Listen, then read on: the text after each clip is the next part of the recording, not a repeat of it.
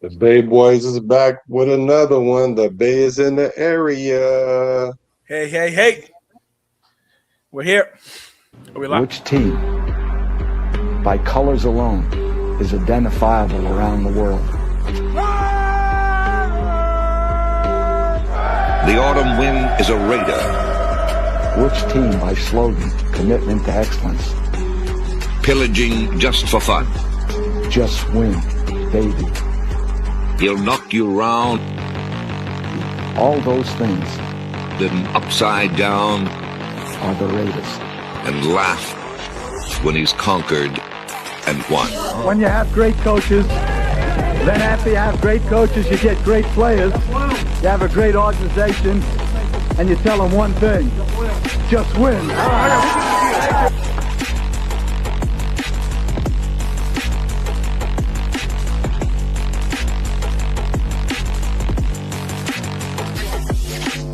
He's blowing up.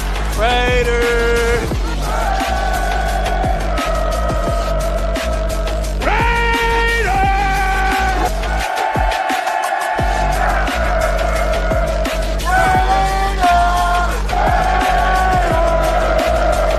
Just win, baby.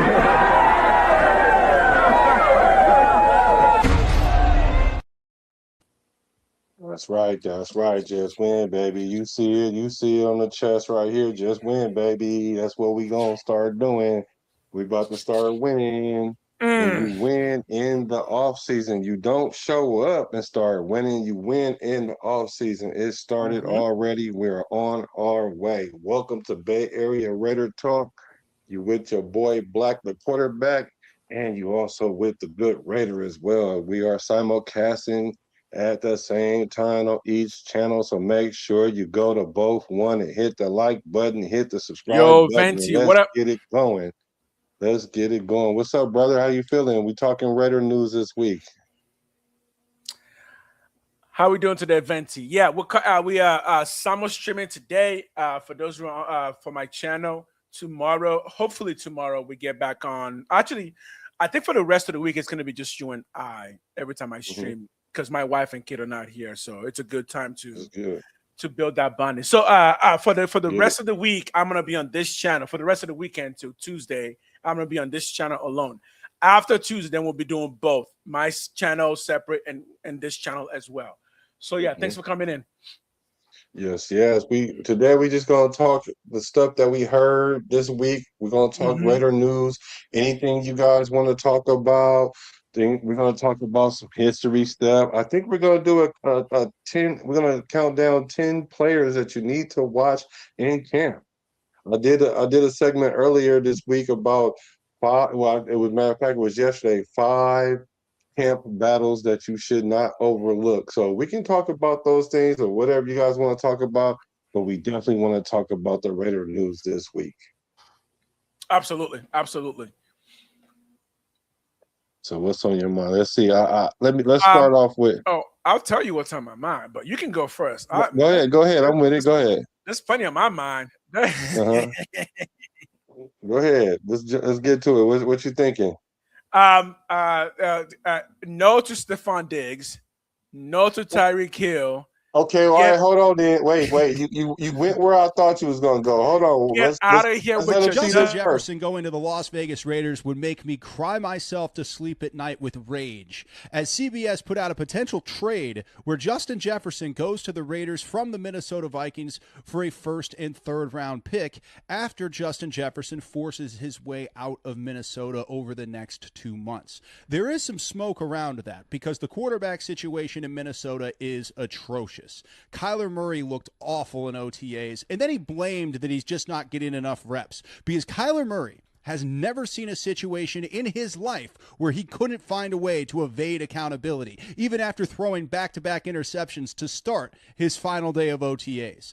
So Justin Jefferson's in a situation where his quarterback will not be good. So he might push his way out of Minnesota. And for a first and third round pick, I think most Raiders fans would take that. Jefferson gets to go back to play with Kirk Cousins and also has a future with the number 1 overall pick, Fernando Mendoza, who I believe is going to be one of the best quarterbacks in the NFL.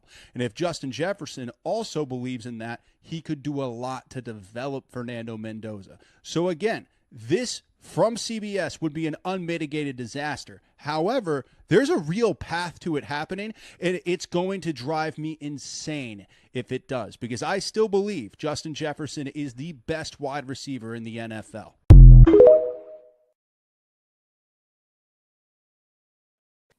Actually, I had a small response to it. My answer was just no. But sure, let's dig into it. Everything he said was right. Kyler Murray may not be a good quarterback. Okay, it's not my problem. Justin Jefferson may not have anyone to throw to. Okay, cool. You want me to give up a first and a third? My question is this: why? Why would I do that? What would I gain? What you would gain is the gravity of the defense, for one. You would gain an automatic number 1 wide receiver that everybody seem to think that we need. And even if we don't necessarily need one, if somebody like him of his caliber pops open, you kind of got a guy, and you have a shot, you kind of have to just roll with it unless he's going to be an issue in the locker room. And then you're going to gain at least an automatic 1,000-yard receiver, double-digit touchdowns. It's a lot of upside to it. Oh, and all of that makes sense in the sense that you get a great player who's also not a troublemaker. He's just a really, really good player. The number one issue with that I'm going to have in this instance is you bring him in this year. It does tell everybody else on the receiver corps that we're not really interested in developing you guys anymore, because guess what? If you bring in Jefferson, he becomes your de facto number 1, and now you got him and Brock Bauer, right? Those are your number 1 and 2. All right, where does that leave all the young talents that you just drafted? Well, wait. This is football. You always take the best player. That's true, except unless you are committed to saying we are going to be a playoff pushing team for the next 3 to 5 years, that is the only way you would trade for Jefferson, because that is what you immediately communicate. We are going in, rushing in for the next 3 to 5 years. We are going to be shooting for the Super Bowl every single year. Because guess what? Justin Jefferson is going to would demand no less than that. Because why would he leave Minnesota if you can guarantee him that in the next 3 to 5 years, he's going to be competing for a Super Bowl? The question is, do you think that the Raiders right now are ready to start telling the NFL world that, yes, we are ready for a Super Bowl push? And I have a yes or no answer to that too. Well, the answer is no at this moment right now, but that's definitely the trajectory in which we're headed, because that's the goal. But at the same time, that's not really, I don't think that's something that is a make or break of why he would want to come here. Like, okay, the position he's in right now, they're not going to a Super Bowl. They're probably not going to make the playoffs. Matter of fact, they don't even have a quarterback. So you already know if you don't look the part, it's hard to play the part, similar to what you said. And they don't have the part.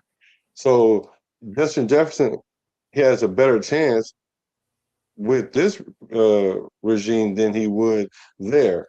Now, as far as for the Raiders, if you get a chance to get one of the top 2 wide receivers in the league, the other guys that's there, you guys are going to just have to understand. Like, you're just a victim of circumstance, because it's not every day, especially with the Raiders now, that one of the best receivers in the league would even consider coming here. And this is all alleged, and this is all hypothetical, because I know CBS kind of drew the dots together, because no one's heard Justin Jefferson say this himself. Right. But this all speculation. But we're just doing this for the fun of the exercise, right? And and so the mere fact that the Raiders can be linked with top tier players and it really not be a joke, that to me tells me a lot about where we are headed already, and we haven't even played a game this year. Oh, that part is true. That part is true. But I did see in the chat here regarding young players. Mhm. They'll be more hungry no matter who's on the roster. Have you guys heard me? So you can go look this up. I think the Raiders have the youngest, if not the youngest, roster in the NFL. At some point, I disagree, Frank. You cannot just tell your young players, "Oh, if we get a chance to bring in the best," it's like an investment is an investment, right? You're trying to create a roster that's going to be competing in the next 3 to 5 years. Do you need to create that roster right now, no matter what the dynamic is? Because hey, Yes. guess what? Justin Jefferson is the best receiver of all time. Yeah, we did that once. You remember Devontae Adams? That didn't work out. But that, why that? Well, let's keep that in context though. The reason why it Okay. didn't work out was a couple fold. For one, we had stupid McDaniels, and for two, we got rid of the trade bait that we used to get him over here. We were telling them that him and Carr's gonna play together, and then you take Carr out of here. Like, so I Yeah. would leave too if I was him. Okay, sure. But now let's fast forward. So all of that, right? That was Josh McDaniels' fault. Okay. Yeah. Let's just go ahead and assume that. Are we saying that for sure if you bring in Jefferson this time that our new coach is not going to somehow mess up that relationship to where a year No. from now we're gonna have to no, how do you know that? Because there's no false pretenses.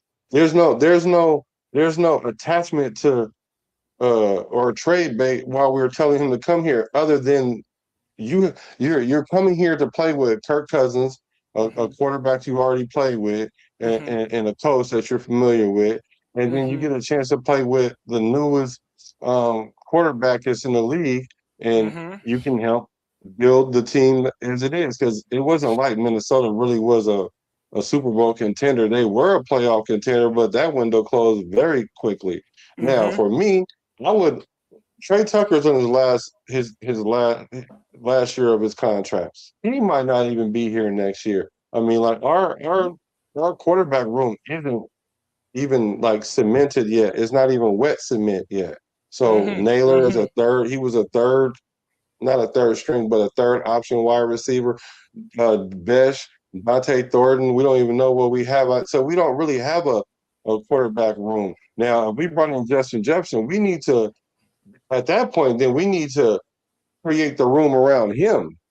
And if we're creating a room around him, and that's the answer. then And that's there's the no reason for my issue. no.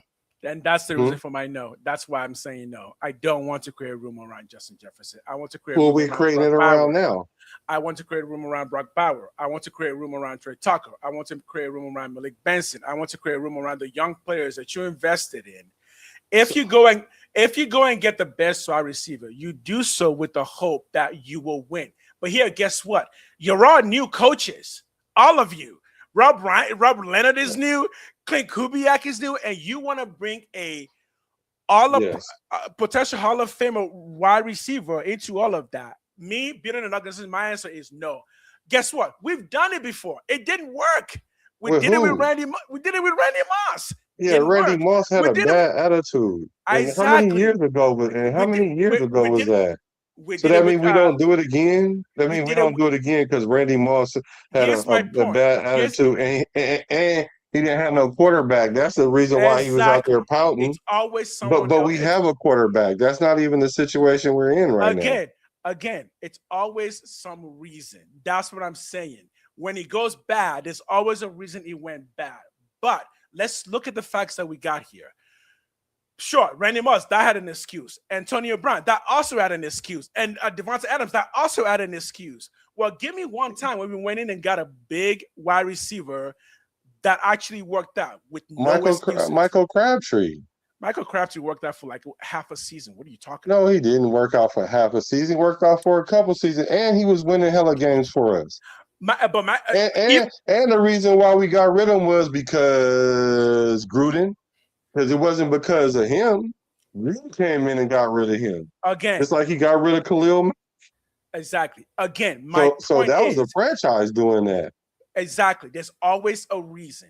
But history shows that whenever you have new organizations, new coaches, it's best to just work with the people you have in house. Find out what they bring to the table. Well, you're saying, well, I already know what that other person brings to the table. What did you train that other person? Well, why don't you focus on your guys here? See what they bring to the table. Because again, Mendoza hasn't even touched the field yet, and that would be the promise, right? If you're bringing Jefferson, he's not coming for Kirk Cousins. Yes, he is. He played with him. If I was Jefferson, I would not be coming for Kirk Cousins. And he played with Kubiak.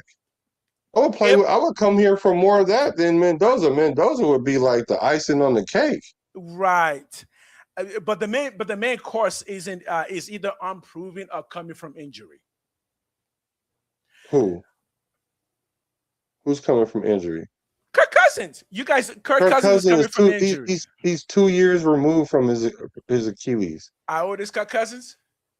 He's 38, but he's not coming off an injury. He's second year coming off his injury, though. All I'm saying is you're suggesting that to Jefferson, the idea of the Raiders sounds better than Minnesota. I'm like, no, it doesn't. He's been working with those same coaches for the past several years. Why would he leave that to come and work with Kubiak? And when we have no sure quarterback, I wouldn't do that.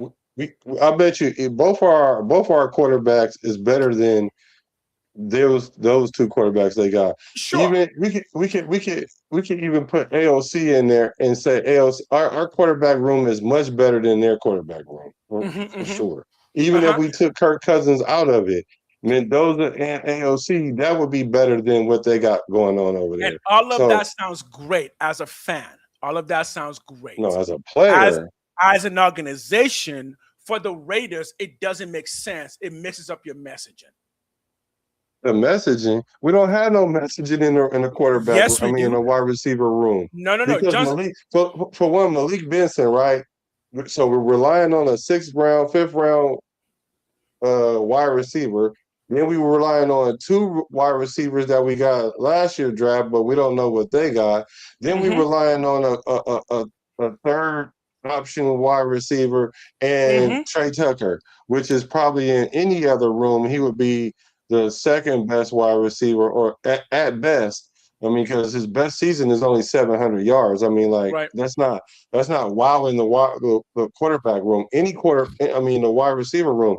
Any wide receiver that got 1,000 yards would come in and be an automatic number 1 wide receiver, even with Tucker there. So okay, if it's just kind of like you can see, like you were starting to say, I can see if we were talking about Diggs.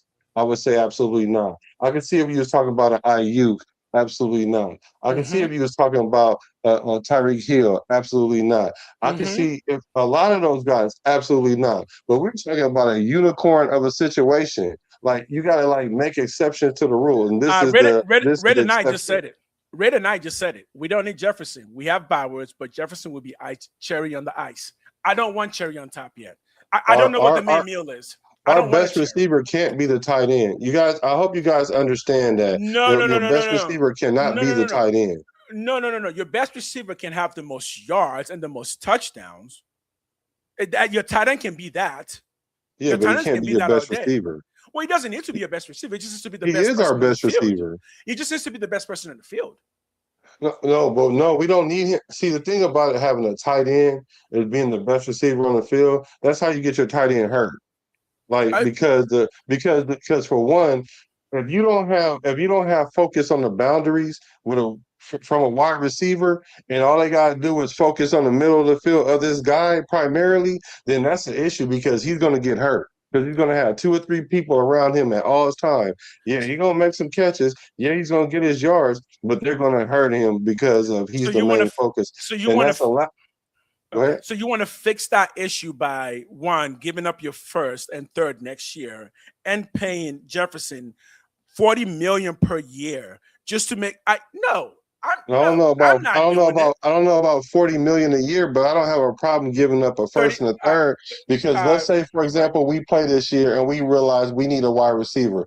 Even if we went out next year and in the 1st round, go get a wide receiver. Then you just trade for Jefferson. You're telling me there's no wide receiver in college that's Justin Jefferson.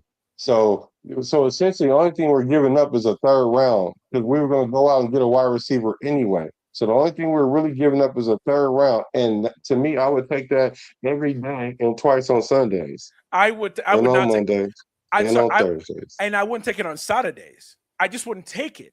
I get it. It makes so much, but still, I don't know what I've got in house. After the 2026 season, then we can talk about bringing in somebody if we don't have that somebody. It doesn't make sense. You've already done OTAs. The good news from your receiver core is already coming. Let's not forget, good players get better, right? So Justin Jefferson did not come into the NFL as the number one wide receiver in the history of the NFL. You actually have to work together. Are you telling me right now that you do not believe that any receiver that you have on your staff, on your crew right now, that none of them have the capacity to become a Jefferson? So you're going to go spend $30 million per year? Why not? What's the reason? The reason. I'm going to tell you the reason why. Because did Justin Jefferson come into the league, trickled into the league, or did he come in being a boy already? He came in being a boy already. Like Tucker is ascending to that. He hasn't even had a 1,000-yard season yet, so he's not even really a major factor. He's not someone you're going to have to roll your defense around over. You're not going to have to double team Tucker. I promise you, you won't. You won't. And it's funny because I just saw something that popped up on my ticker that says the Las Vegas Raiders is one of the worst position groups. Wide receivers is one of the worst position groups in the NFL. They're ranked number 26 according to whoever this Yahoo Sports, ranked 26 in the league. Mm-hmm.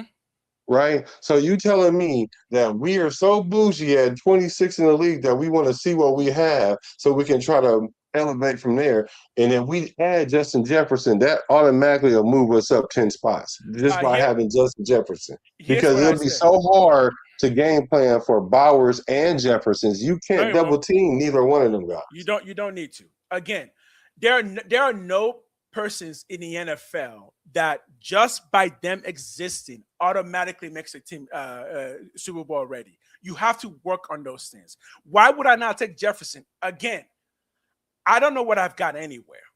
I don't understand what the rush is, what the big gamble is. You have to pay the guy. You have to give up draft picks. I just don't think the messaging is good. I think it's bad messaging. And I think a lot of people in the club and outside of the club are going to say, do we really need this kind of drama when the season is just getting started? We just started the regime, and we're already having a $30 million per year panic, including giving up draft picks. This would be Josh McDaniels 2.0. Why? Well, we don't know what we've got. Let's go get the best wide receiver in the league and bring him in for the quarterback he's already played with. Yeah, again, we've done this dance before. It didn't work. I know you're not comparing McDaniels to.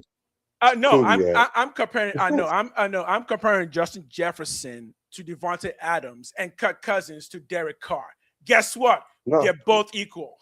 Yeah, but they are. I would agree with that. But we're not telling Justin Jefferson, hey, you guys are we're bringing you in for Kirk Cousins, because everybody knows Kirk Cousins is he's kind of like a parking meter in San Francisco or downtown Oakland. You better keep putting coins in that thing before it expires, because what's exactly going to happen is he's either going to play good and then we'll keep extending him, or he doesn't play good and he's going to go. But Jefferson will know that we already have a franchise quarterback. It's not like it's going to be some secret or something like ambushing him, unlike what happened to Devontae Adams, because you went from Derek Carr to Kano and Gardner Minshew. Like, come on, man. That will mess with you.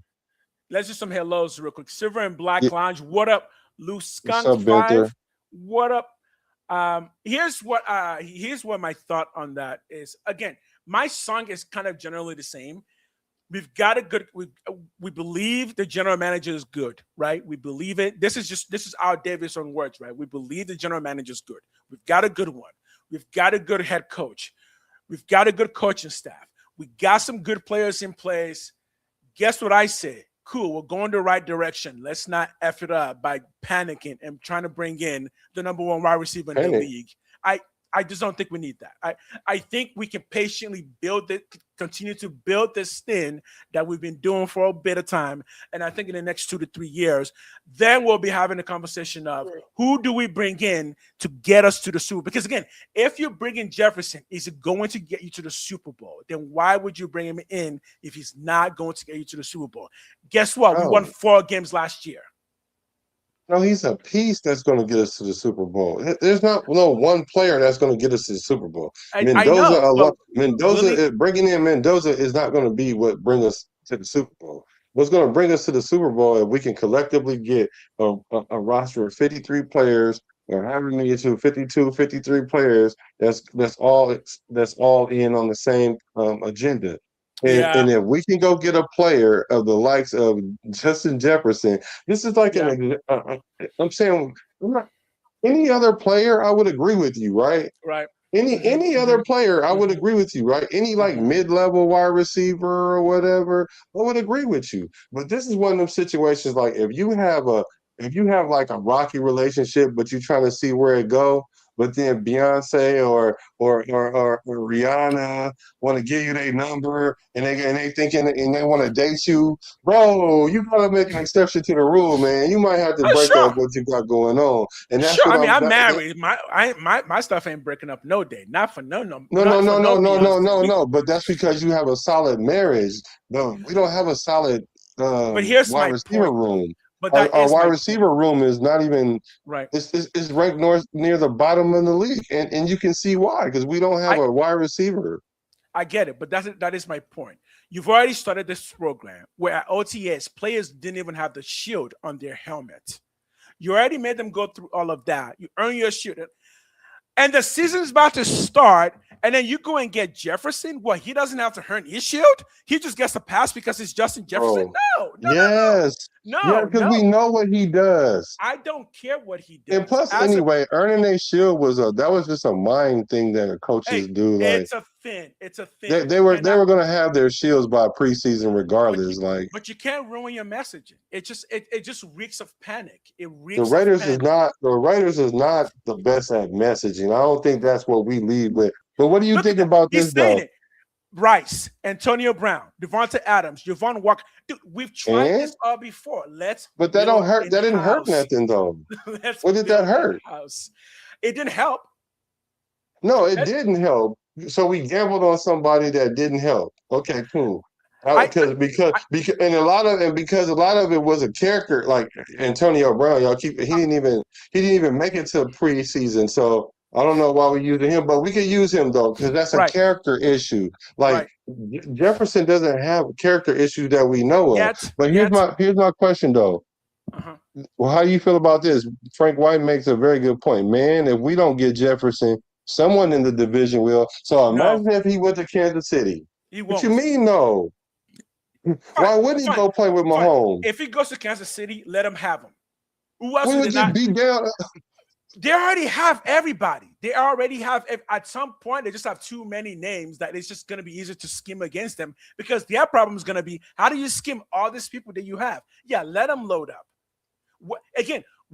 We've already made this clear. We're not ready for a Super Bowl push yet. Let them spend all their money loading up. Fine. They'll win the next 2 Super Bowls. Are we going to compete with them in the next 2 years? No, we're not. Let them do that. Let's build our core players that we invested in. Let's build them. Again, if you try and trade Max Crosby in the offseason, and then you trade for Jefferson right before the season starts, what is your messaging? It would just confuse everyone. You're trying to get rid of one club leader and then bringing in somebody else's club leader because he's disgruntled with them. Well, if he's disgruntled with them, why would they all of a sudden get to you and be happy?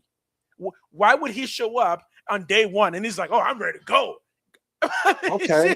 So since we talking messaging then, right? Is that the reason why that he's sitting up there saying that Aiden O'Connell is pushing Kirk Cousins and Mendoza when we know that they're not on the same level? Is that the messaging thing that we're talking about? Because that's what you're telling me. Wait, who's doing that? Who did that messaging? You talking about the coach? Kubiak said that. Oh. Kubiak said, I wouldn't sleep on Aiden. Aiden is Aiden is pushing Mendoza and he's pushing Kirk Cousins. And we Right. know dang on well that Aiden O'Connell don't have a shot to start this year. But is that the messaging thing that we talking about? Because if that is what we're talking about, then okay, cool. If we're going to be consistent with that, we're going to be consistent all the way across, and we're going to think about messaging, and it may bring in bad messaging. Or to me, it could bring in the messaging that we're willing to do anything, especially spy tech, to make it happen. Because we dang No. near got rid of Max, Right. right? But We that's dang near got rid of Max. We went and we go out and somehow get Jay Jettis. That's telling me that we're really doing anything. Because even the times that we failed, when we failed with Devontae, that's because we were swinging for the fences. When we went right. with Antonio We Pierce, were we were swinging for the swinging for the fences. fences. When we Both went with Antonios. yeah, both of them. And when we went with Pete Carroll, we were swinging for the fences. Now, granted, it didn't work. Right. Even Chip Kelly, we were swinging for the fences. I'm not Perfect. mad at us swinging at the fences, but the thing is, if it ain't gonna work, then cut bait quickly. Don't do like the Raiders do, double and And I triple down on it until the franchise is to a point that is so hard to recover that it takes 2 or 3 seasons to do so.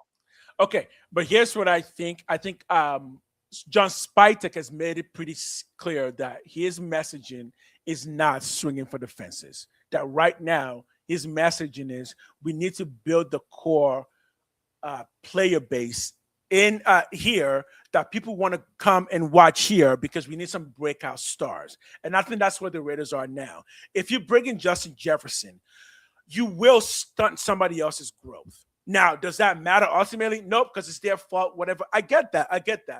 But the messaging right now is we need to build the base. When you come to Las Vegas Raiders, who are you coming for? We are going to get that. And then we're going to build around those people. We already have one of them for sure, right? We already have Brock Bowers for sure. We already have Genty for sure. Again, you don't need to bring in Jefferson right now because it doesn't make any practical sense. It's just like it would be extra, but you haven't even proven that you can do well with what you've got, let alone you're already looking for the dessert. You're not gonna do better. You're not gonna do better without him. I promise you. This wide receiver core is not gonna do better than Jefferson by itself. Look, Like for real. Jefferson might have more yards than like two top wide receivers this year. here's the And if question. he don't, he gonna be within 150 yards. He Okay, might score more touchdowns than our top 2 wide receivers. Like true. we're talking So, about Justin Jefferson. We ain't talking right, about. We're not talking about. It's only 2 wide receivers that will fit this conversation. It'd be Justin Jefferson and Jamar Chase. And right. I really probably wouldn't even go with Jamar Chase. Uh, I'm lying. I would go with Jamar Chase. So Okay. them was the only 2 exceptions to the rule, bro. I So agree with answer, everything yeah, else you're saying, but these okay. 2 guys are the exception to the rule. So answer me this: if they're the exception to the rule, how come their team doesn't win? What you want to know why? Let's start with Cincinnati. We know why Cincinnati don't win because they don't It, have an O line. They don't have an O line. They don't have running back, a consistent running game, and they don't. And their defense is suspect as all outside. So they got 3 or phases, and the 4th reason why is because the quarterback and the 2 wide receivers got all the money, so they can't even fix their situations.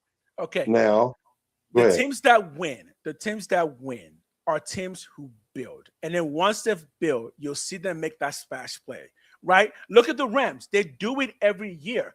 But the Rams didn't start their dynasty by trading for everyone. No, they started their dynasty and went to the Super Bowl with Jared Goff. And then after Jared Goff realized there's one missing link, which is somebody who can just throw with a One little player. bit more accuracy. And then they brought in Yeah, that play. But they already had everything else. We don't right. have anything else. Yes, we do. What do you mean? On offense, we went and We got Tyler haven't Linden. we haven't played a We went game and with got Tyler any of them. Lindenbaum, so we upgraded the O line. The O line is upgraded. We have a Right. tight end. We have a running back. I mean, like I don't. The only thing we don't have is a wide receiver. Again, played. Like you said, they brought in the quarterback because Okay. that was the piece they needed. Well, we need a Right. wide receiver. That Right. would be the piece that we need. But we haven't played a game yet. That's the difference. They went to the Super Bowl. So So that's my now, point. so we gotta wait till we get almost to the Super Bowl and then Yes. go get a number 1 Yes. wide receiver. Yes. No, You know what? because if these wide receivers don't do half as good this year, we're gonna go get a If 1st round wide receiver. exactly. next year. And so That's been then my you whole telling me, point, right? If. and then so you telling me bring in an unproven wide receiver that's never played in the NFL, because that's the argument that we have right now, that we Mhm. haven't even played a game yet. So we're going to rely on a wide receiver that we don't know who it is. We don't know what level he's going to be, because we don't know where we're drafting at. But what we do know is we have Justin Jefferson, who's been the top wide receiver since he's been here. Mhm. Since he's been in the league, like we Yeah, know what he brings. we do. There's We nothing do. to guess about. Yeah, exactly. But it also doesn't mean that we're going to win more than 4 games. Yeah, dude. That's well, in theory, it should. In theory, it should. But things fall apart, and the reason things fall apart is when you don't build from the bottom up, the top is going to eventually crumble. And once that top starts to crumble, coaches start getting fired. Because guess what? If you bring in Justin Jefferson and it's week 8 and you're pushing 2-6, oh, guess what the conversation is going to be? Because it ain't going to be good. Look, right now, if you don't bring in Jefferson, if by week 8 things aren't going well, guess what the conversation is going to be? Let's bring in Mendoza. Let's start this thing early. Again, the messaging is going to fall apart. It's going to fall apart, and Raider Nation is going to be end up being more. How is it that we I fired? don't care. How many coaches that we fired in the past 6 We're years? not firing That's Kubiak why no time soon, bro. Bro, Kubiak is not getting fired no time soon, we bro. weren't gonna fire Pete no time soon. We weren't gonna fire No, he was McDaniels only no going time to be soon. here for 2 years max. This is the same message. That's what I'm saying. This is the same message. We're not gonna fire him. Let's just build. Let's just build. This is a Build what? rebuild. Let's rebuild. Build what? What can we build with two sticks and perfect. 2 sticks and a twig? That's what we have in wide receiver. Like, sure, we can start a fire, but we can't start no blaze. Right. Like we got to be realistic about our wide receiver room. Like, right. So here's what I'll say. If you watch Malik Benson play, I see archetypes of an Antonio Brown. He has enough playing time in college through 3 programs, so he knows he's NFL ready. Some reason, though, he's not quite breaking out. If you give him a season, maybe 2, see what he's got, you might get a breakout. Because guess what? Before Max Crosby became Max Crosby, what was Max Crosby? Some random 4th-round pick from some down college in East Michigan that nobody knew about. Again, this is why rebuilds exist. If you could just spend your way into the Super Bowl, you would. But teams cannot spend their way into the Super Bowl. They can spend their way to win the Super Bowl. The Raiders are not ready to spend their way to win the Super Bowl. We need to build what we have to become something that can be in the Super Bowl. That's my argument. Well, you got to spend some money to get to the Super Bowl. You can't spend money to win it. We already got to spend money. But you got to spend money to get to it. Look at the Rams. What do you think they're doing? The Rams have been competing for a Super Bowl for the past 5 years. And they keep throwing more money at it. Tyler Lindenbaum, we signed him. N'Kobe Dean, we signed him. Quay Walker, we signed. How many people did we sign this year? How many people did we sign? We had to. We didn't have nobody. We had to. Yes, our roster was our roster was 0. You know how many quarterbacks we had on the roster at the end of the season? 1. We had 1 quarterback. So of course we had to go get quarterbacks. Okay. You know how many linebackers we had? Like what, the two that's backing up the 2 that we got? Like we didn't really have. You know how many free safeties we had? 0. We had our strong safety playing free safety. Fine. So, I would say if we have to trade for somebody, let's go trade for other positions that we know for a fact we can use major improvements in, rather than a receiver. Because with the receiver, you can put 3 of them out there and create confusion. Because remember, the whole point of our coach is that he's good at designing offenses. If he's good with that, let him do it with the people we have now. You don't need to give him a $30 million guy to show that. Show us JSN. That's true. Show us JSN. JSN did not come into the league as a number 1 pick. He didn't. He was just another receiver. JSN had 1,000 yards his first season starting. Exactly, because of Coach Kubiak. We don't need to go get before Jefferson. Kubiak. That was before Kubiak got there. He went from 1,100 yards to like 1,800 yards when Kubiak got there. But he had already had 1,100 yards before Kubiak got there. Trey Tucker had almost 800 yards last year. Under Kubiak, he can get 1,000. Why do you need Jefferson? Just get 1,000 out of him. That's my point. Do you hear yourself? So Yes. with Kubiak, we can make Trey Tucker the bottom level of what JSN was before he even got to Kubiak. So you're telling me that means Tucker can only get so high. Tucker's not about to have 1,700 yards. He's not about to have 1,500 yards. Okay. He's probably not even going to have 1,200 yards. Okay, why would he not get 1,200? The quarterback play last year was garbage. He's not that. Because he's not that good. No. But you said the quarterback play last year was garbage. O-line play last year was garbage. Running back play last year was decent. When you fix those things, he can get you 1,000 yards. He can get you 1,200 yards. Yeah. The extreme though, 300 more yards is like another quarter of his production. I think we can actually it's almost half of he almost have to. It's almost 50%. It's like 40% more production. So okay. So let's just say we shore up all those things that we were just talking about, and then he barely gets to 1,000 yards. And what I'm saying to you is JSN was already that before even Kubiak got there. Okay, so he was already a 1,000-yard receiver. So now we're building up a 1,000-yard receiver. So what we think he gonna be like 1,200 the next year after that? No, he's gonna cap out because Tucker is not. As much as I love Tucker, he is not that good. And we're not scheming that great because it's not about just scheme. He's not here because of scheme. He's here because of the type of person he is. And plus, anyway, we don't even know if we're going to keep him because this is the last year of his contract. Again, but those are all hypotheticals. Like Justin Jefferson is proven, so he'll be better for sure. But again, you can't guarantee me getting more wins for $30 million a year and a first-round loss. But he's incredible. It's like, yeah, but so is Bowers. Okay, let's say, what about this? What about Trey Tucker with Kubiak gets 300 more yards? Now he's at 900, just 300 more yards. Actually, at 300 more yards, he'll be at 1,000. And then let's say Brock Bowers gets 250 more yards. I mean, let's play Moneyball, right? You want to get Jefferson, right? No, I don't want to. Let's play Moneyball. I've got receivers. Let's say I've got 3 of them. For the price of a Justin Jefferson, let's just spread it on what they can do. The scheming will be better because if you bring in Jefferson, guess what? Now everybody knows Jefferson is your game plan. No, you don't know that because he might be the game plan, or it might be Brock Bowers might be the game plan. But I know one thing. Though, you gotta as a defensive coordinator, you have to scheme both of them week in and week out because you don't know who they're going to go to. You don't know who the Raiders are going to prioritize. Now, I don't fully agree with what but Lou now just if you said. get 3 wide receivers, 3 mid-tier wide receivers, they're not scheming for them. They're not scheming for Tucker like that, I promise you. They're not scheming for Besh like that. They're not scheming for Dante Thornton. They're not scheming for Naylor. The defenses are not going to be scheming for none of them. I promise you.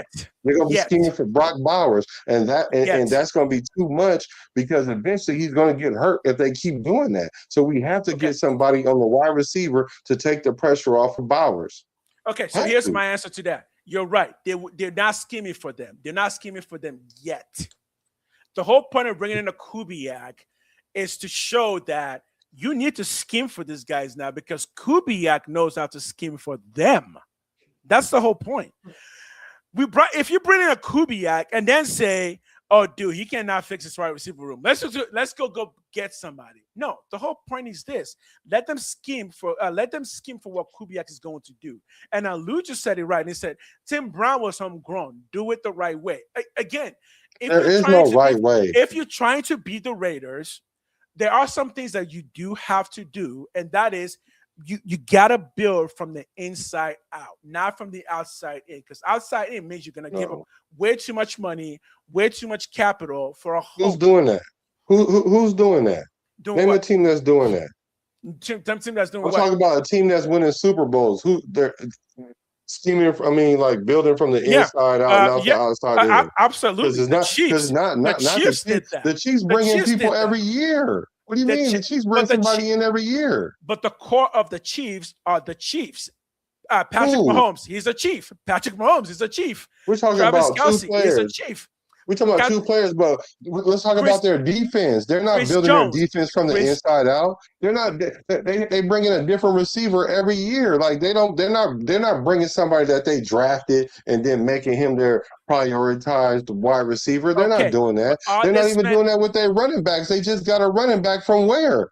Seattle. So they're Are not they? building from the inside out. They're Yes. not. Okay, are they spending 30 million a year on other people's players? They're not. Their most paid players are players that they built in house. This Who? You this talking about stuff matters. Mahomes? Their You most talking about Mahomes? their most expensive player also happens to be the player that they groom themselves. That says a lot to the fan base. It says a lot to the other players that are there. It says that you're going to believe in us to develop our skills rather than just bringing in people and paying boatloads just to bring in somebody else because you don't think we can develop to the level of a Jefferson. How old is Jefferson? 28, right? 27. He's 27. 27. But what? And he just We, turned 27. we've But got what players that player? are 5 years younger than that. We've got But they're younger not. players. They're not even close to him though. But They're not. name a player that Kansas City have that they drafted.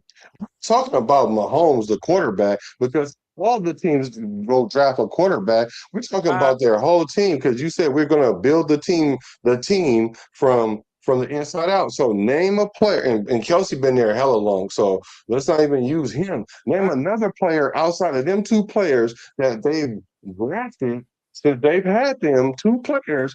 Name a uh-huh. player that they've drafted that they've just homegrown. Okay. Like You know what? You know why we can't name them? Because every time the Chiefs win a Super Bowl, they lose those players to other teams. like Yeah, other teams go trade for those players. I want No, to read this question. I want to read this real quick. It said this Jefferson stuff is fantasy. Why would Vikings trade their best player? Also, would he ask again, to exactly. would he actually come here? Another team not better than the Vikings. Again, We're better than we're going to be better than the Vikings this we're year for going to sure be. because they don't even have a quarterback. But second of all, Justin Jefferson, he doesn't. Me personally, I think it would be a this year thing that we would get Jefferson. If we were going to, this 1% chance that we're going to get Jefferson, I don't think it would be a this year thing. I would probably not Okay, necessarily want it to be a this year thing either to see that's my what we point. have, right? But if next year comes and he says, look, last year was my worst year. I had 1,000 yards and I barely got that thing. And then this year, I barely got it or I didn't get it. Matter of fact, I have no more guaranteed money on my contract. I'm out, right? They're Okay, going to trade him. They're going to trade him. They're so going to trade him to somebody. I am willing to concede this. I would say this. I'm not necessarily saying we don't need or want a Jefferson. I'm just saying not this year. At the very least, give me till trade deadlock, the trade deadline to see if none of our receivers just are not emerging. And we've won like 5 games. We need a little bit more. Look, it's still wide receiver. Let's go trade for Jefferson. Right now, though, I think the messaging will be too bad. I think the locker room will be unhappy. And I don't even think Jefferson himself will be particularly happy because there's no guarantee that if we were talking about trading him to the Rams, yeah, the answer on both sides of that would be a hell yes. But right now, if we're having this conversation, it means that Raider Nation will be very split on bringing somebody like a Jefferson in, and you don't want to do that with $30 million per year, and give up a first and a third for again the fan base saying, "Why are you doing this?" And right now, there's at least enough split to tell me that no, the fan base is not ready for that. They will be very split on this. If he was going to the Rams would not be split. That would make sense. Right now, it doesn't. I don't Exactly. know. Yeah. But I think next year. I think next year, maybe next year. But again, we'll see. We'll see. Yeah, I think for sure, like we got to see what we have. But I know what we don't have. Yeah. We don't have a Justin Jefferson on this squad. I don't care who breaks out this year. Right. We There don't is have no a one's Justin going to break Jefferson out like Justin Jefferson at how the he wide play on a receiver normal. position. At the wide receiver position, you're right. We don't. But Yeah. we do have some good lights there. We can use Brock Bowers to draw out some of the skills in our wide receiver core.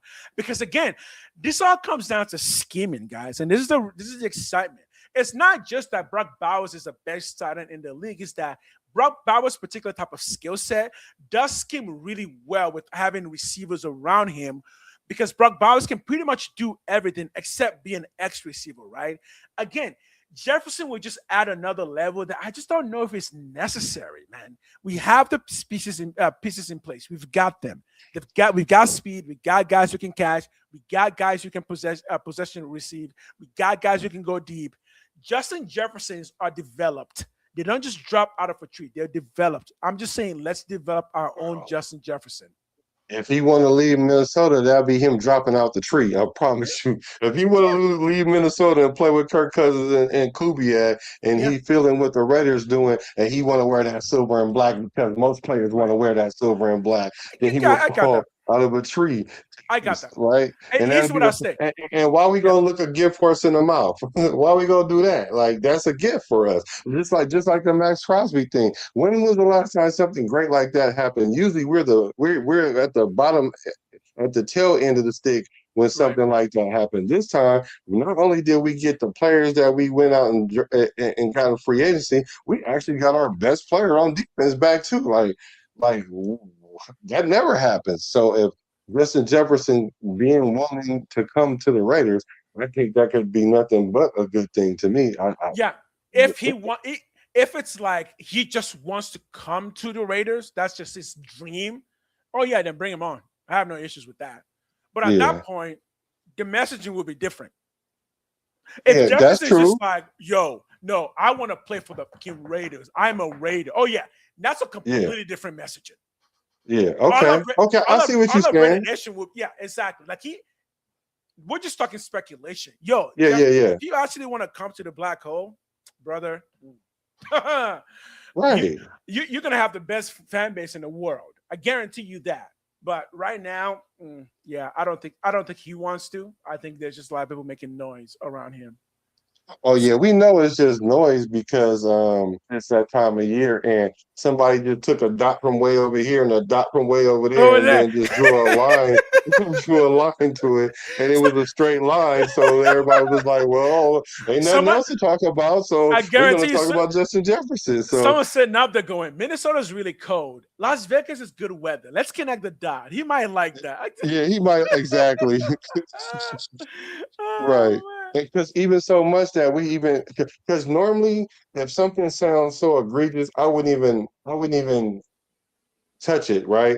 But the fact that 1% logic, I mean that 1% is actually a straight line though. That little 1% is an actual straight line though, right? Because he really could be like, look, y'all messing with me, these quarterbacks.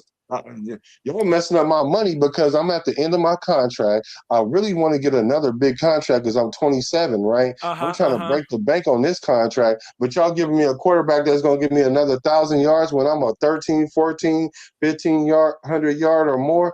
JSN just has 1,800 yards. That means Jay Jettis need to go get like 1,600 yards if he want to get paid. And he ain't going to get that with McCarthy because he can't stay healthy. And Kyler Murray don't want to study, so he ain't going to get it to him. So Jefferson looking at the writing on the wall, be like, look, going into my last year, I'm not dealing with this. Y'all going to have to trade me. And they're going to have to trade him if he says that, especially if he come out and say something in a cryptic tweet talking about he likes silver and black. Because if he do something like that, then it's going to be over. I agree. The team that's likely, a sneaky team likely to get a Jefferson that we haven't talked about is actually the 49ers. I knew you was going to say that. I knew you was going to say that. I knew you was going to say that. Exactly. Say why. Say why. You're not Tell wrong. me why. Tell me why. You're not wrong. Because they're closer to going to the Super Bowl, and they're just a number one wide receiver away from blowing that offense wide open. And it's the same kind of offense that Kubiak, similar, not the same, but it's still a Kubiak system. Exactly. So it would be a better fit for him there. And then not only that, the pressure of being a 49er is nowhere near the pressure of being a Raider in this situation. I love football that makes sense. We can claim that all the best players in the NFL want to play for the Raiders, but it's like at some point, even they know what makes sense and what doesn't. And I think if there's a team that he really wants to go to, it would be the Niners, especially since Brandon Ayuk is definitely not going back to the Niners, right? Right. So, Yeah, Yeah. so that And it's someone just said that Brandon is the only one available. I don't want Brandon Ayuk either. I don't want him. no, but see, the thing about it is we're not going to bring in the Brandon Ayuk because we already made it clear it's Yeah. not about the player that we can put into scheme. Right. It's the type of player Type that of we're player. going to, and the type of player you've seen that they've been getting is all high character players. They'd rather go get a Trey Tucker that they know have a good character than go get a Brandon Ayuk or go get a Diggs or go get somebody that might have a character issue Mhm. that we've already seen have a character issue. So they're already going to steer clear of that, you know? And I'm so gonna tell you. I get it because you can do more with character guys than scheme fit guys. I get it. I agree. I will agree with that. I'm not gonna lie to you. I that first round pick you're talking about. No, I really rather spend that on a wide receiver next year in the draft. Me personally, I do. I think in the worst case, in the most medium case scenario for the Raiders, we still get a top 15 pick in next year's draft, meaning we won about 6 to 8 games, and we can still draft because I love Jefferson. But again, I'm not familiar with his game. He's up there. Somebody trained him up there. I kind of want to just build our own guys in-house. So I would love to have the next Tim Brown, but I think I would love to draft the next Tim Brown rather than just trading for, Bro, hey, ideally, I would rather do that, but I wouldn't want, bro. So this worked a couple ways.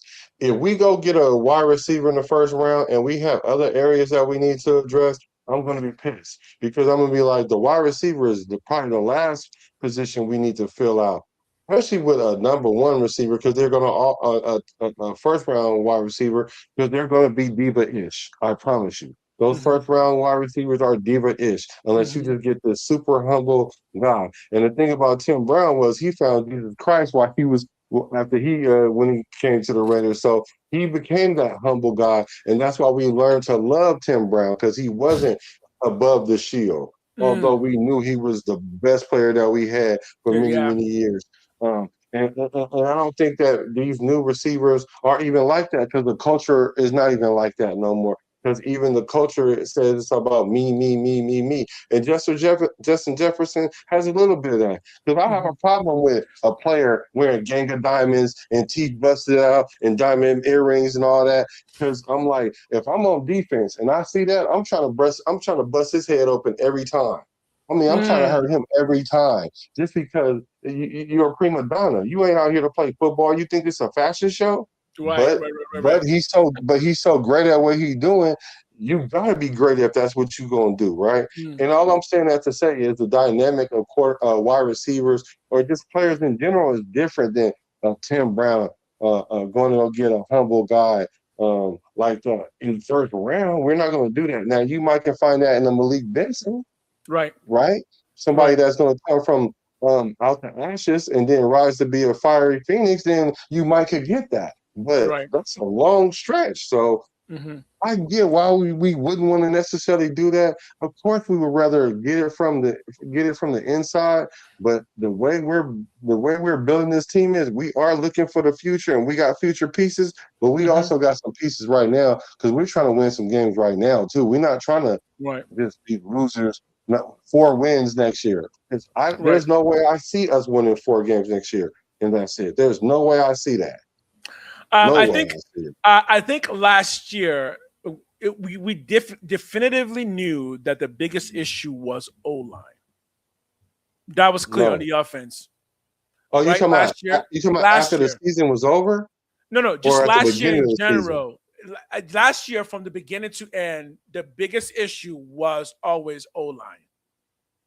Well, for me, I had a different take than that. My biggest issue all last year was not the O line, but it was Okay. somebody associated with the O line, which is Chip Kelly. Because if you don't call plays right, even if your O line is deficient, as an offensive coordinator, you're supposed to call plays for the strengths of your O line Right. and avoid the weaknesses. And we did neither. We didn't play towards our strength or our weaknesses of our O line because Chip Kelly was sabotaging the team because he was trying to be the head coach and he wanted to bring his own Mm. receiver in. He didn't like Geno Smith.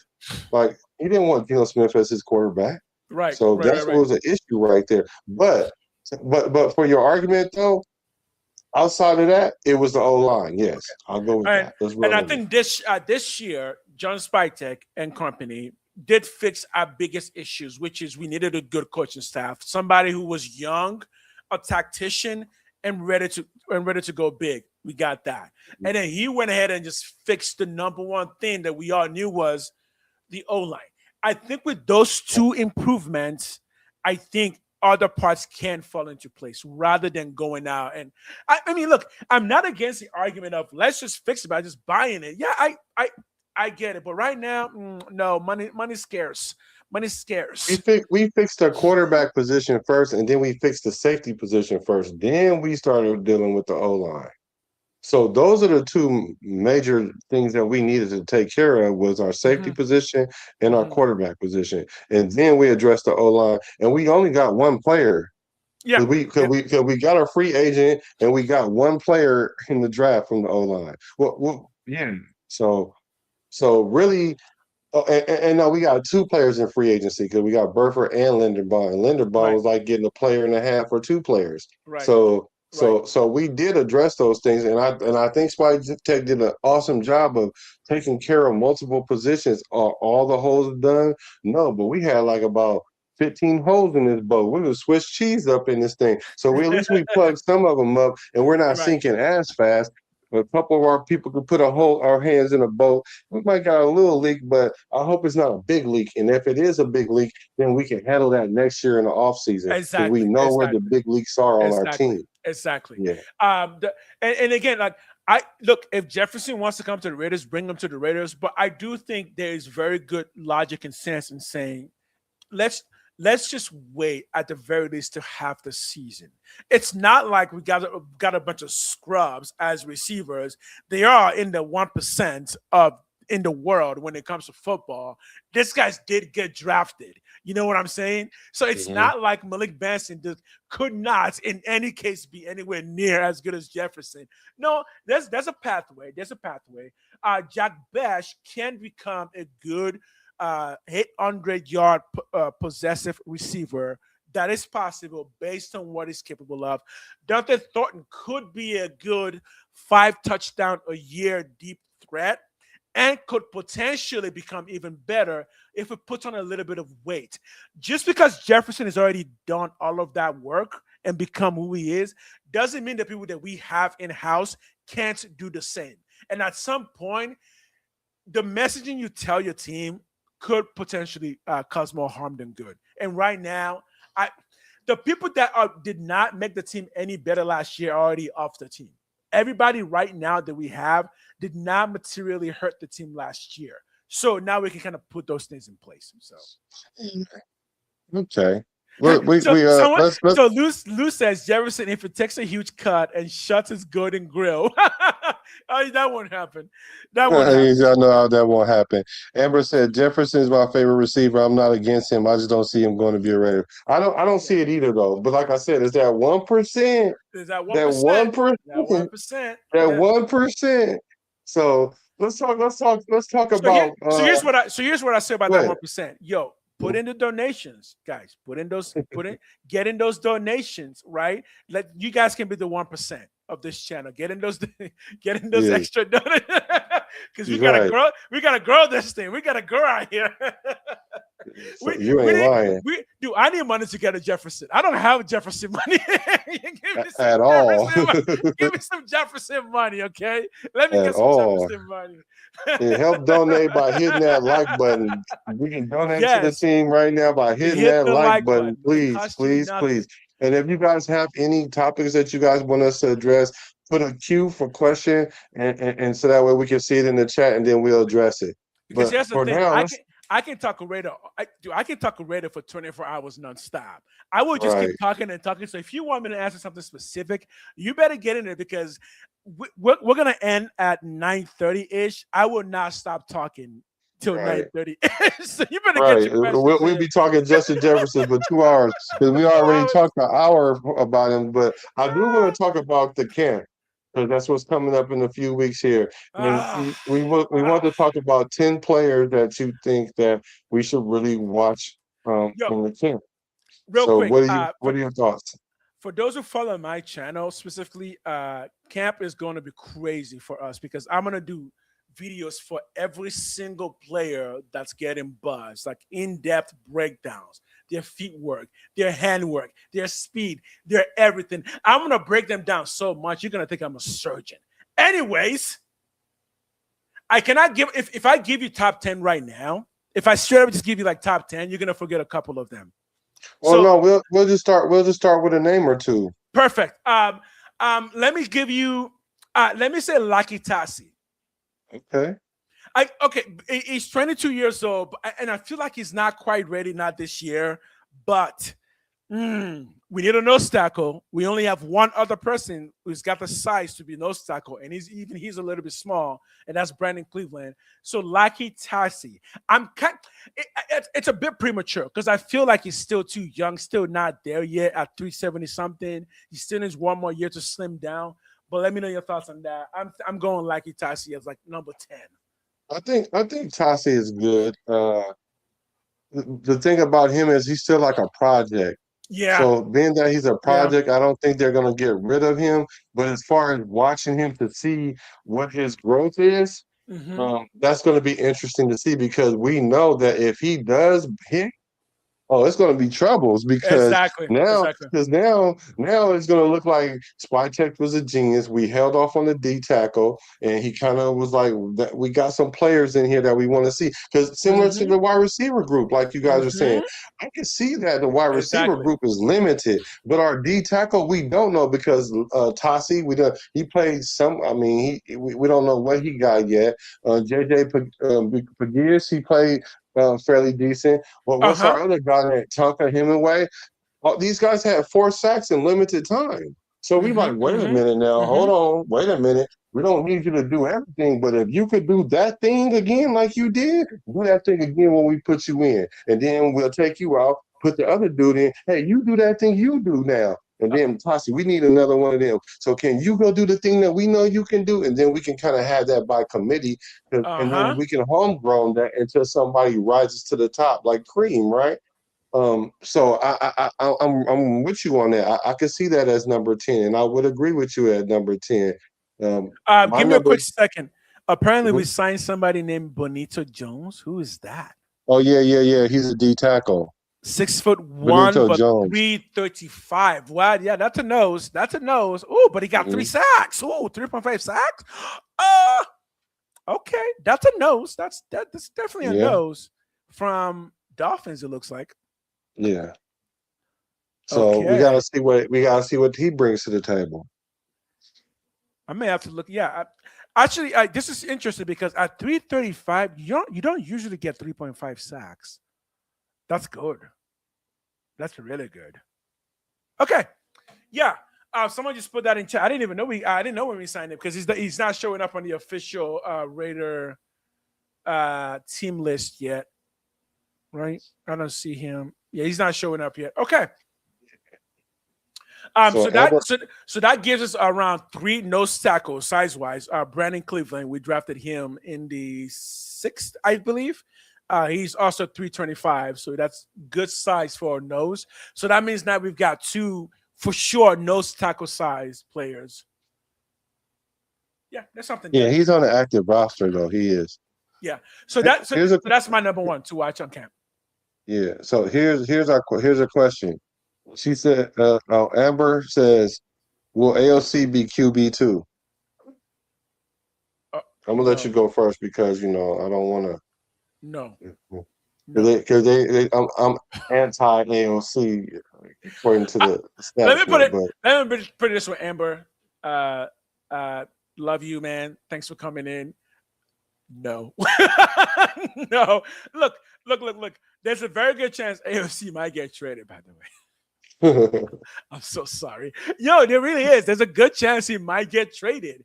Because look, AOC is a solid backup that I've said many times. In a pinch, AOC can win you a big game because he has that kind of mentality. Those are the type of players that are just backups for a Super Bowl, for a team that's running for a Super Bowl. a team that might actually ask for him would be like New England Patriots. Mhm. So I don't see it being backup for us. I don't even think it's good that he is, if he is, because that is, again, messaging that'll just look weird. Am I saying we should trade him right now? I guess I am. No, Mhm. I love AOC. I do. I just no. Give me your answer. Let me know. Well, surprisingly, I can say yes. The reason why I say I think he's going to be the QB2, only in this condition though. Okay. He's going to be the number 2 because he's going to be like the safety net for Kirk Cousins to keep Mendoza off the field. Now, Okay. if I say if Kirk Cousins is near the trade deadline and he's not hurt, but he's playing not so well. Let's say we're like 2-6 or something like that. Then we probably gonna get rid of AOC and we're gonna trade him with the trade deadline because somebody's gonna need a quarterback at that point, and then we'll just probably rock with Mendoza. Now, if for whatever reason that Kirk Cousins is playing good, then we probably still get rid of AOC. You know what I'm saying? So I can see AOC being Yeah. traded. We're just gonna hold on to him as long as we can as a security blanket to keep Mendoza off the field, unless we are confident that if something does happen to Kirk Cousins, we're gonna go straight to Mendoza. And if and this is what we're not privy to, if they really, really want to keep Mendoza off the field for the full year, then we're gonna keep AOC for the full year. Yeah. I know people want to talk about AOC. I just, a part of me feels like there just isn't a conversation there. It's like there isn't. Yeah, like what's the conversation that I know. I feel like the AOC conversation is heavily forced. He's not the future. He's not even the future like backup necessarily, because we're gonna draft another quarterback next year in the 5th, and if that quarterback happens to be better than AOC, Right. it's just it's forced. You know what I mean? It's like no, there's nothing here. You know what's for? You know why it's forced though? Because of the thing that you said earlier is that they want to grow a player homegrown, and AOC is homegrown. Although he was brought in by McDaniels, I don't trust nothing McDaniels did. Oh, that's not true. Nothing. That's not true. Don't leave his channel, but leave mine if you want, because I don't give a. Who said he gonna leave? I liked McDaniels. I don't like McDaniels. I liked McDaniels. And I would not be surprised if in time we discovered that Mr. Antonio freaking Pierce had something to do with somebody getting fired or just a negative team chemistry. That's all I'm going to say on that. All right. Amber says, most reporters whispering how AOC is looking bad. They always say that every year. They say that every year about him in camp. Every year. They say that about him every year, and every coaching staff says, hey, AOC is a consummate pro. We love him. He's a great kid, but they don't never start him. They don't never all these coaches that said that he's a good player or whatever, they don't never start him though. I mean, like, guess what? I would believe it. I would believe it if somebody came out yesterday and said OAC is running for president. I would believe it. And we're not even talking about Cortez. We're talking about actual. I would believe it because apparently that man can't do no wrong. The only thing he cannot do is run in the pocket. If you can't move in the pocket, I just don't know. And not get hurt. And so it says AOC went to Arrowhead on Christmas Day and played Santa Claus. Did AOC do that, or did the Raiders do? I don't even think AOC played that good that game. No, that's my point with AOC. It doesn't matter. He had like 60 yards or something like that. What are we talking about? He's going to win you one game that's going to make you go, fuck, he did it. I cannot believe he did it. You might be like, but he didn't do anything. But it's like, yeah, so was AOC. He did it. Doesn't matter what he did, but he won. So he will always give you that. But I mean, no. Look, maybe he's faster. Maybe he slimmed down and now he's faster. Or maybe his mustache got bigger. I don't know. He's a career backup. Yeah. Look at this. So he went 9 for 21 for 62 yards, no touchdowns, no interception, 50.3 QB rating. See, Yo. this is what be making me mad about the AOC conversation, because it sounds like I'm a hater when I'm like, y'all can't tell me that y'all really feel confident with a quarterback throwing for 60 yards, 9 for 21, no touchdown, no interceptions, and y'all think he a Kansas City Chiefs beater? Yeah, here's what I'm gonna say about that. I'm gonna answer for the people. Okay. Uh-oh, I gotta hear this. There was one other guy who, for some reason, just winning. He sucks. This man can't play football. But you know what? It might have been Jesus, because Tim Tebow just won football games. I don't know how. He just kept doing it and doing it. All I'm saying is AOC, in a pinch, will win you a game. How does he do it? He only had 9 completions. Well, guess what? Still won the game. No, he was the starting quarterback that won the game. He didn't win nothing because he didn't get no completions for 3 straight quarters. Now the Tim Tebow thing, yeah, it might have a little to do with Jesus, but the thing about Tebow is, you knew though when it got down to like 2 or 3 minutes left, it was going to happen. Whatever the hoop was, you knew it was going to happen. AOC almost has that same thing too. Though. AOC almost has that same thing too, where he's not as consistent with it, but if you give him like good enough space, give him like a 5-game space, and AOC is gonna pull some rabbit out of a hat and make Raider Nation just lose their mind and think that he is the next great Raider. Look, he could be the next Jim Plunkett. We never know. He could be late career, wins 2 Super Bowls. That speaking of Plunkett, that's AOC. AOC could just mess around and like 5 years from now win 2 Super Bowls back to back. That's AOC, you know. Nutty Raider Nate, what's up with my brethren? He says, Locky Tossie is an animal, though. We get him going, it's a wrap. I agree. Yeah. I agree. We get him going, it's definitely a wrap. I still think he needs 1 more year at least. He needs to slim down. 370 something is actually too big for the NFL. He needs to slim down. And I think the plan is to slim him down to around 350. Yeah, you made a good point about that our last show. So good question. Send them in. So let's say another person that I'm watching for in camp is Dalton Johnson. The other safety that we brought in.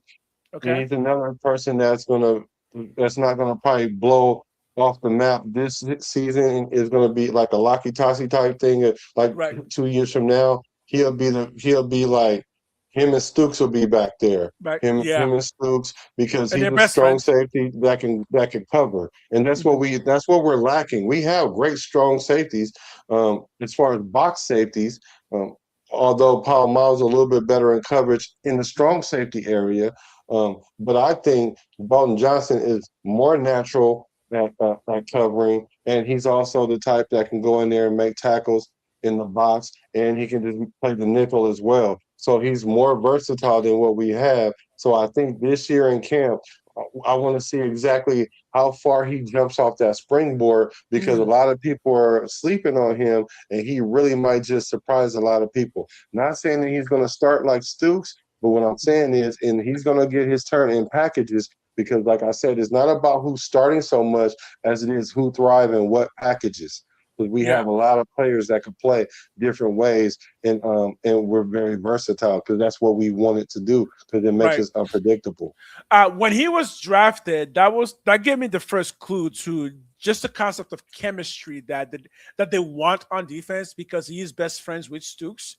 They played in the same college. So that should make the communication in the back there a little bit easier to process. And when it comes to DBs, communication is really key. It's like really vital.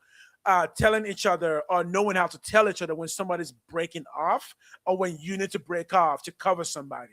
So being able to create that chemistry in the back there, that would be really vital. So again, 1 year, 2 years, something could come off that. Yeah, that's how you avoid blown coverages, is the communication. Exactly. Because you don't want to give up, because like our tendency is to stop the run, not give up big plays, and so with that being said, you don't want to you don't want to miscommunicate and give up a big play. Yes, because if you look at big plays on defense that happens to defense, generally speaking, it is generally because of miscommunication. When you're talking about like big plays, so Yeah. again, I tell people this, and this is one of the coolest things that I can think of in the NFL. Going deep is not the game plan. That is a hard game plan because you really need the defense to kind of mess something up. That's why, again, spectacular plays are spectacular plays. Same thing for like baseball. Really big home runs generally happen when somebody's playing really, really well. Somebody's messing something up. Yeah. So if you can get those two kind of communicating well, there's something there. I can see something there. Who you got next on the I'm gonna stick on the defensive side, and I'm gonna say Nakobe Dean. Ooh, I like that. Because I for like me, that. yeah, because for me, he was my number one. He was actually the person I was hoping the Raiders would bring in before they did. He was my number one target because of what he can do when it comes to blitzing, which is just creating pressure. Reason why is the number one thing that our defense has been lacking is actually pressure. Even though Max Crosby is good, Max Crosby by himself doesn't create enough pressure. So the number one thing we've been lacking is someone to create extra pressure to just make the quarterback throw that ball just a little bit quicker. That will help the defensive backs get those interceptions. So yeah, I'm hoping Nakobe Dean kind of flashes this year and takes his game up to the next level. I think he'll flash. I just hope he don't get hurt. Yeah, well, yeah, that's kind of That's always my a thing only with concern. football. Yeah. Well, Yeah. no, football is injuries is an inherent risk. I get that, but there are some players that's inherently get injured more than others, and he's one of them. And I hope he just don't get hurt this year. I hope the injury bug escapes him for a couple years. You know what I mean? Like, and if it is something minor, something that's not going to require you to lose like half the season or something like that, because the last thing we need to do is let that be the position that we are lacking is the linebacker position, because you don't want to be soft in the middle of the field. And not only that, we're relying on a lot of that pressure that you said we can't. No, it's not that you said, because it's true. The pressure that we can only getting from Max, because he can't create enough pressure on his own. Because even when he creates the pressure, we don't have somebody to finish it off. So we need that linebacking core to be stout. But like you said the other day, though, then that just kind of throws the 3-4 out the window, and then we got to go with Quay Walker in the middle of the field. Exactly. Yeah. So again, I've said that Rob Leonard's defense is going to be versatile, and the versatility is that if somebody goes down, can we quickly shift to something else to keep the game going? So when it comes to injuries, I might be a bit of an outlier here, but I do tell people to be nicer to NFL players, because certain positions are just going to get injured more than other positions. Linebackers is kind of one of those, especially when you're Nakobe Dean at 239 doing a lot of blitzing. Like in a lot of the NFL plays, Nakobe Dean literally takes his entire body and rams it into somebody else. Like those things do invite injuries more. So I would expect Nakobe Dean to miss at least 3 games a year. Generally speaking, that's kind of what I would say. He's going to miss at least 3 to 4 games a year, just battling some kind of injury. It's hard for defense, man. The injuries happen in defense because people are running into you. You're running into people. Heads are bashing everywhere. Legs are twisting. It just happens. But hopefully, no more than 3 games missed, and then combine that with other linebackers. And I've said this before, and I'll say it again. Coons, you are a linebacker. Get your ass back there and be a linebacker. It's funny that you say that, because the person I picked next is Malcolm Koonce. Malcolm, okay, let's talk about Koonce. I'm watching him more so in the season because we need him to get the sacks, but I'm trying to see what he's going to bring to the table before we get to see the results, because we could see him start the trend. He needs to start bleeping on that radar. Like how well people talk about ALC does during camp. I need to hear some things about Kuntz. I don't need Kuntz to be missing all year and then all of a sudden he get a sack and then he jumping up and down with Max like he been doing this all season. Exactly. I need Kuntz to show up from the beginning, from the rooter to the tutor, because we didn't already gave him 2 prove-it deals. We need something for that return. I don't care if it's only $10 or $11 million. I need some return on that. Brother, you're speaking fast because here's the thing with Kuntz. I don't know how at the end of every year, everybody keeps talking about him because you're just like, where was he during the season? Oh, you saw that one game. He got like that one sack. I'm like, oh, yeah, I guess he did. But then he disappears for so much of the season. So I'll say this again. In a 3-4, having a 240-pound wheelbacker or sandbacker is perfect because you don't know if he's going to blitz or if he's going to go into coverage. And I think something like that for Malcolm Kuntz would work much better than a defensive end in a 4-3. So just that predictability with his speed, that could really work in a 3-4. Yeah, he's a where's Waldo. So we have a question. Here's the question. Do you believe Max trade rumors? And you know this. I'll let you go first. Okay. Well, so you keep seeing it. No matter whenever you hear anything about the Raiders right now, you keep hearing the trade rumors. And I think the thing that is doing to us is it's keeping us somewhat divided because there's some people like I saw like I love his play on the field, but I don't trust him anymore. You know what I'm saying? I want to keep Max, but I don't trust him anymore. Like we're confusing the business side with him personally. Like that was a business decision that he was doing. And it's different when other players come out in press conferences and say, "Hey, I want to be a starting quarterback," knowing that you're not going to be a starter here. Like, I mean, like you're talking above the shield now because you're talking above your role. And so same thing with Max. If you don't want to be here, people are like, "Well, we don't want you here." But I think it was more of a business thing than not. So to answer your question, do I believe in the trade rumors? I believe there's a lot of people throwing stuff at the wall, but I don't think the Raiders are hearing it. I don't think Max Crosby is hearing it. I don't think he's going to be traded by the trade deadline. I don't think he's going to be traded, period, because he got spooked in this last situation. And like I just said, you don't look a good horse in the mouth. And fortunately, he was able to land back on his ideal situation because all he wanted the Raiders to do is look like we were trying to do something. Now with the new coaching staff, now with the upgraded offense, now with some defensive pieces more than just him. Now he can play comfortably knowing that at least he gave it his best. He wants to be legendary. He wants to be Hall of Fame. He knows where he at right now. He's not Hall of Fame, but he want to at least trick himself into thinking that I'm trending that way. And if he knows that he wins the Super Bowl with the Raiders, he's going to the Hall of Fame. Here's my thoughts on Max Crosby. I think Max Crosby is the perfect NFL diva. Here's what I mean. He's a diva off the field in a good way. Like Max Crosby is excellent at separating football from business. Because if y'all don't know, Max Crosby, his entire personality is business.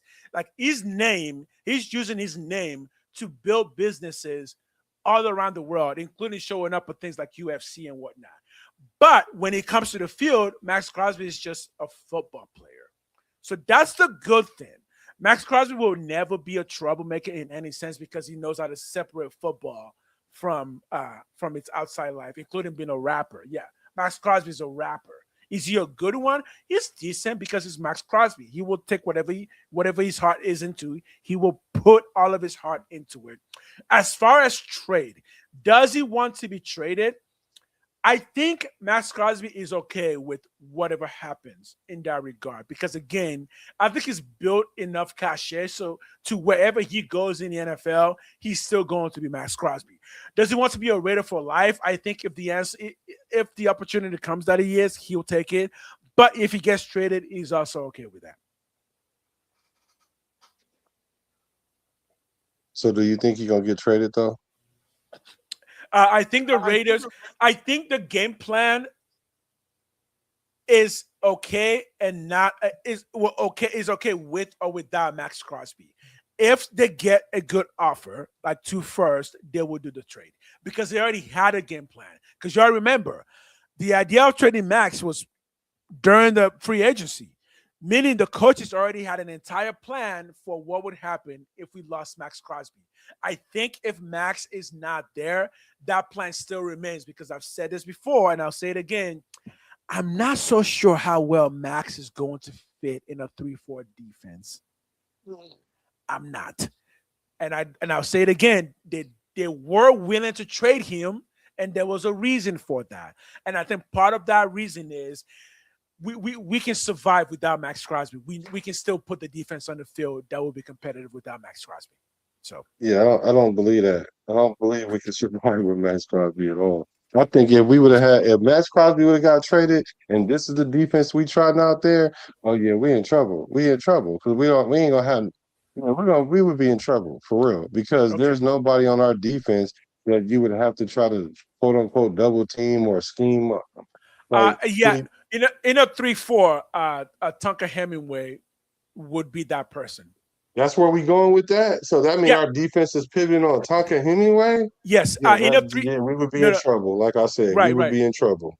Right. Let me And I'm explain that. not saying, and I like Tonka. I really like him a lot. But what I'm saying is, if I'm going into the week, like, all right, how are we gonna stop this defense from ruining our offense? And they say, all right, well, let's start with Tonka Hemingway. I'm gonna be like, what? That's where we starting at? Oh yeah, no, I can give That's you a where we scheme for starting. that. Yeah, I can give you a scheme for that.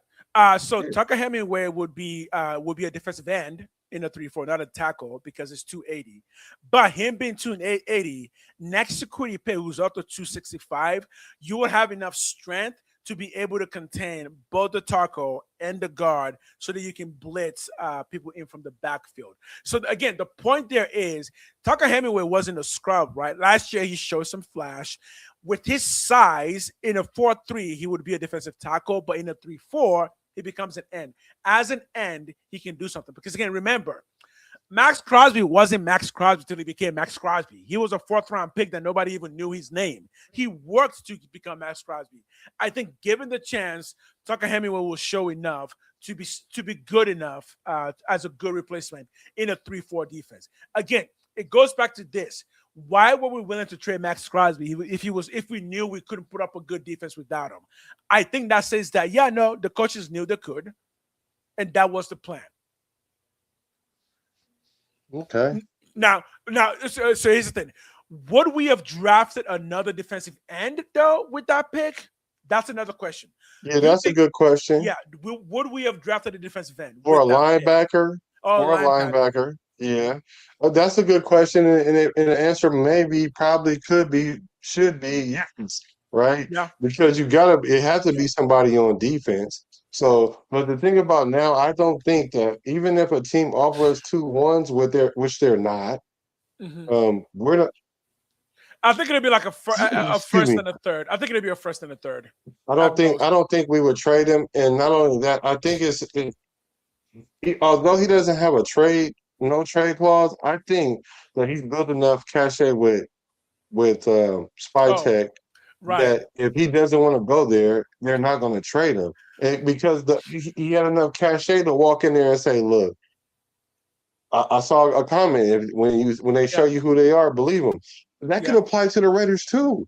They showed you who they were when it came to Khalil Mack, when it came to the running back that we had that went to Jacobs, Derek Carr, like Tim Brown, like they do like he know his name is on the wall next because he's the face of the franchise. Right. So he wanted to get up out of there. So I think they had a mutual conversation, and Spytech was like, okay, well, let's see what they say. Because I'm gonna leave it open. And what two first rounds? Oh yeah, I might have to get. Yeah, okay. You sure you want to leave, Max? Because we don't want you to leave, Max. And he like, yeah, I want to play meaningful games. He like, all right, then we'll see what happens.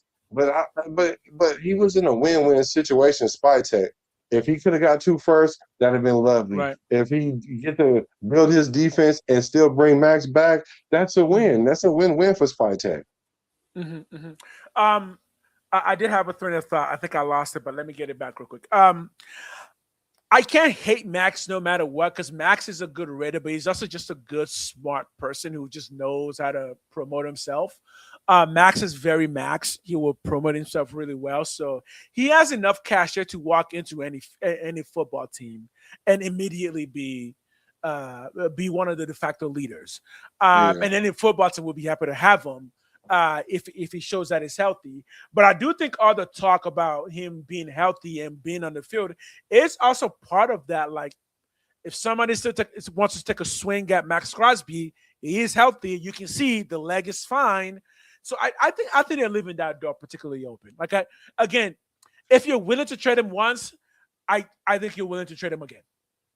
Yeah. Right. Hey, D Minutes, shout out to you, D Minutes. I was just thinking about you like 10 minutes ago. I was like, dang, I ain't seen my guy in a minute. I was hoping you was okay. So thank you for popping up, D Minutes, for sure. So, Yo, what up? yeah, he said what's up too. And he said hit the like button, y'all. Y'all gotta hit the like button, man. Please do. D Minutes has spoken.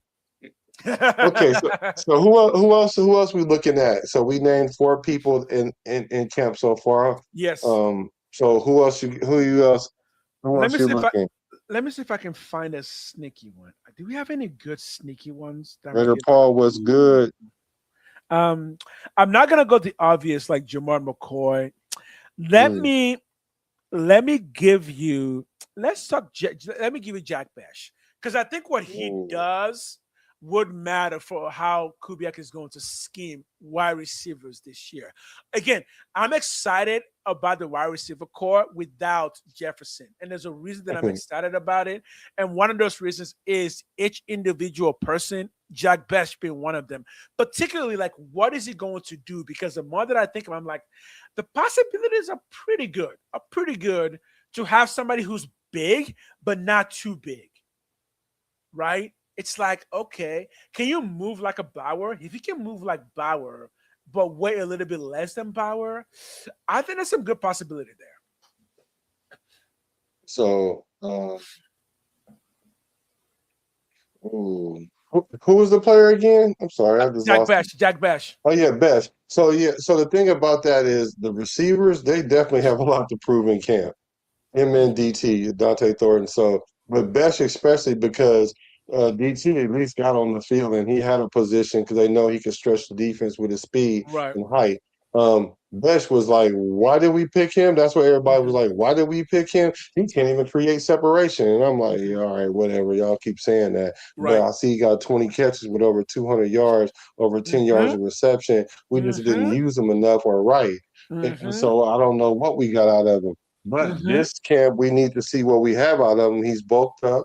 A lot of people keep trying to put him at tight end. Okay, granted, if you even want to use him as somewhat of a tight end-ish type guy, then you know Kubiak is going to scheme him to be a weapon. So I'm going to see where's the jump. Yeah, we need to see the jump. I haven't heard the tight end, so that's good that you brought it up. But if you're thinking tight end, for anyone who's thinking tight end, he doesn't need to be a tight end per se, but he could be a wide receiver in a big package where both Bauer and Mayer are out there. And he's also out there just to really show that this is the strength package. We're coming in here to knock you in the mouth. But because he can create some separation and he is pretty strong, you can still audible in those situations to a pass. So those are kind of making me excited. Like, what big package is some things that he can do. You can even motion him in a big package to be a fullback, right? Because tight end I don't see, but a fullback for a handful of plays with the motion from the receiver slot, I can see that happening. Yeah, or even bunch formations or condensed formations where everybody's close in and they got the especially on the outside, Yeah, So I think when people see receivers who don't create separation, they necessarily think it's because they're not fast. But there are ways to help receivers create separations. On most NFL plays, you're trying to use players to help other players create the necessary separation. So in a bunch formation, the separation will be built in because the DBs are gonna have to be like 5 yards in front of 3 receivers, trying to figure out who's going where. In those situations, you can give a bash a really quick slant that will create just enough separation to potentially get 6 to 7 yards to 10 yards and a first down. So I said last time that he could be a possession machine. that's what I see him as, a good third down wide Yeah, receiver, possession. exactly. And like you said, if you line him up in a formation where it's multiple wide receivers, it's not going to be a man-to-man type thing. They have to run a coverage. They might run a box coverage because when you have 3 receivers, all they're going to do is like intertwine with each other just to get you caught up Just in the wash. exactly, So they all automatically play zone. So there is the exactly. separation right there. All you got to do is, like you said, quick slant, go run to the stick route, run a option route, whatever, along with the other routes, and you will create separation. The Yeah, separation is already there. So I do like that. I do like him coming in. I do think he's gonna make a drastic jump up from his 200 yards to like 400-yard receiver this year, and I'm looking forward to see that jump. And if not, yeah. then we know what he's probably not going to be a Raider that much longer. Right. And the thing when it comes to separation, especially wide receiver, especially big ones, is that separation doesn't need to mean 1 or even 2 yards. Separation could just mean that the ball is coming and you are facing the ball and the DB's behind you, meaning that you're going to catch the ball. He's just going to take you down. But if it takes you down in the first yard line, first down is still a first down.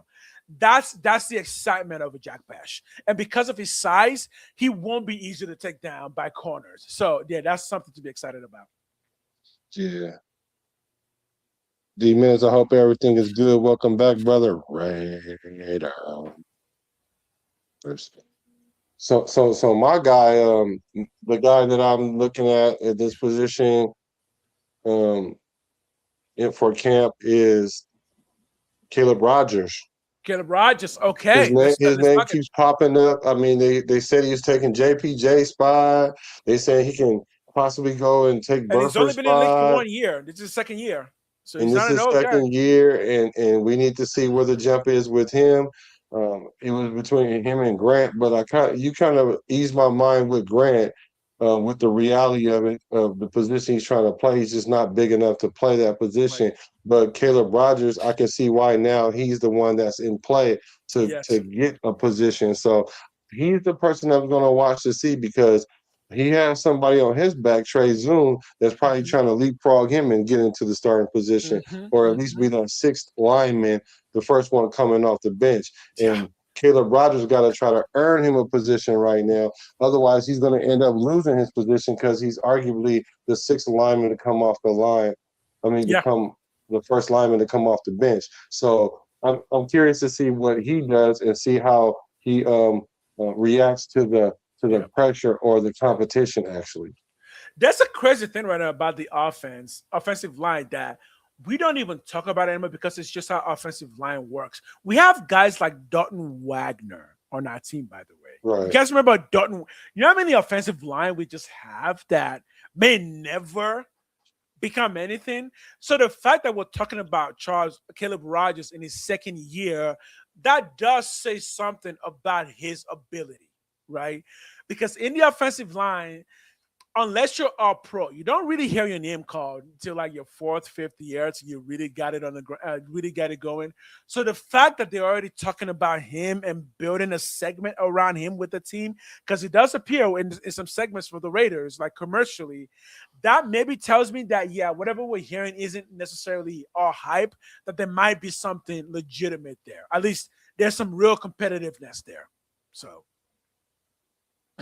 And I gotta be honest, I think JPJ's position, I think that's not as solid as people think it is. Oh, it is.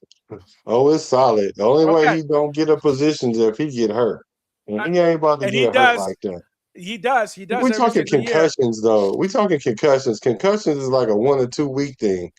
All you gotta do is clear concussion protocol, Right. and he'll be back out there. I So believe JPJ missed time twice last year. he So had an ankle JPJ injury. he loses a couple of games. Yeah, ankle injury to a lineman is like Oh yeah, the that same happens thing all the to time. yeah. So for me, but like you said, it might not be in ink, but I'll say it's in pencil at least. Right. You know, I So will. if that's the case, I'm saying it's in ink, but at least it's in pencil that he's going to start for sure. yeah. But So, with and I Caleb say if Rogers is that's not he's not there yet, but he But here's the can. good news. If that's the case, and we're already talking about Caleb Rogers, then I think the overall conversation is really good. That at the very least, we might have a complete lineman group that's actually solid, right? With no glaring weakness, right? Hopefully. Hopefully, Yeah. right. No, Because but it because looks even definitely better than last year because we were just exactly. plugging in anybody that could. Have you ever played center? No. Do you think you can Do you play? think Yeah. All right, you could go. you can play center? Because again, Charles Grant, even he could potentially play guard. He might be too smart for tackle, but Yeah, he's got the arm that he could potentially be a good guard. All in yeah, all, as long as we get that one more, because there's really one more position that we don't really have a place for, that's left guard.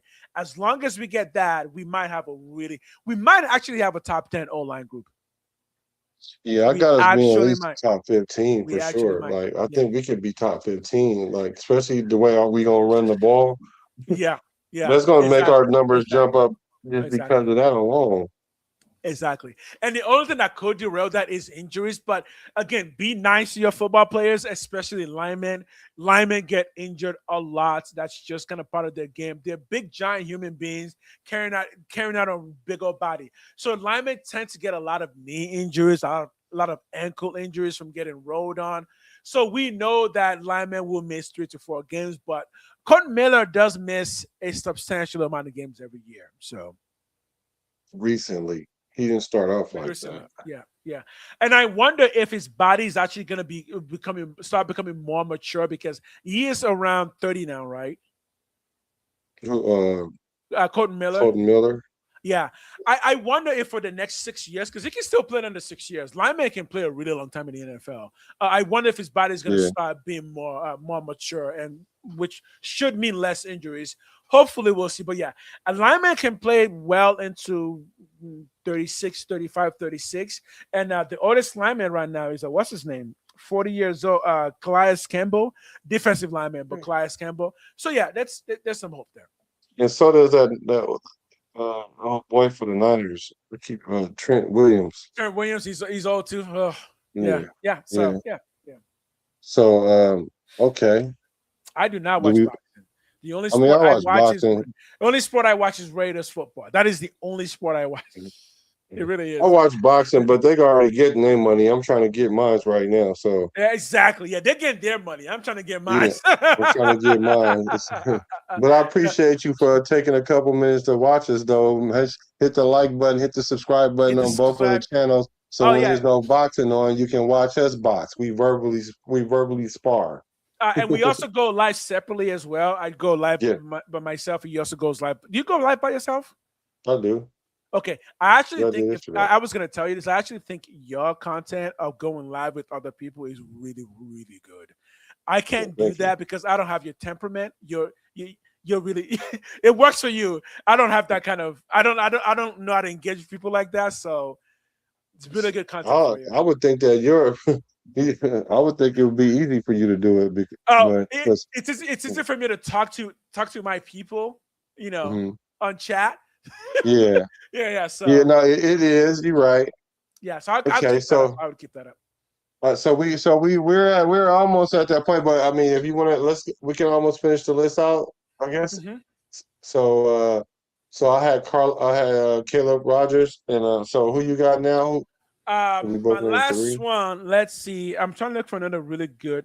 Okay. I'm gonna stick with linebacker again and say one of the Heikenbergs or the Lindenbergs. One of them has to break out, man.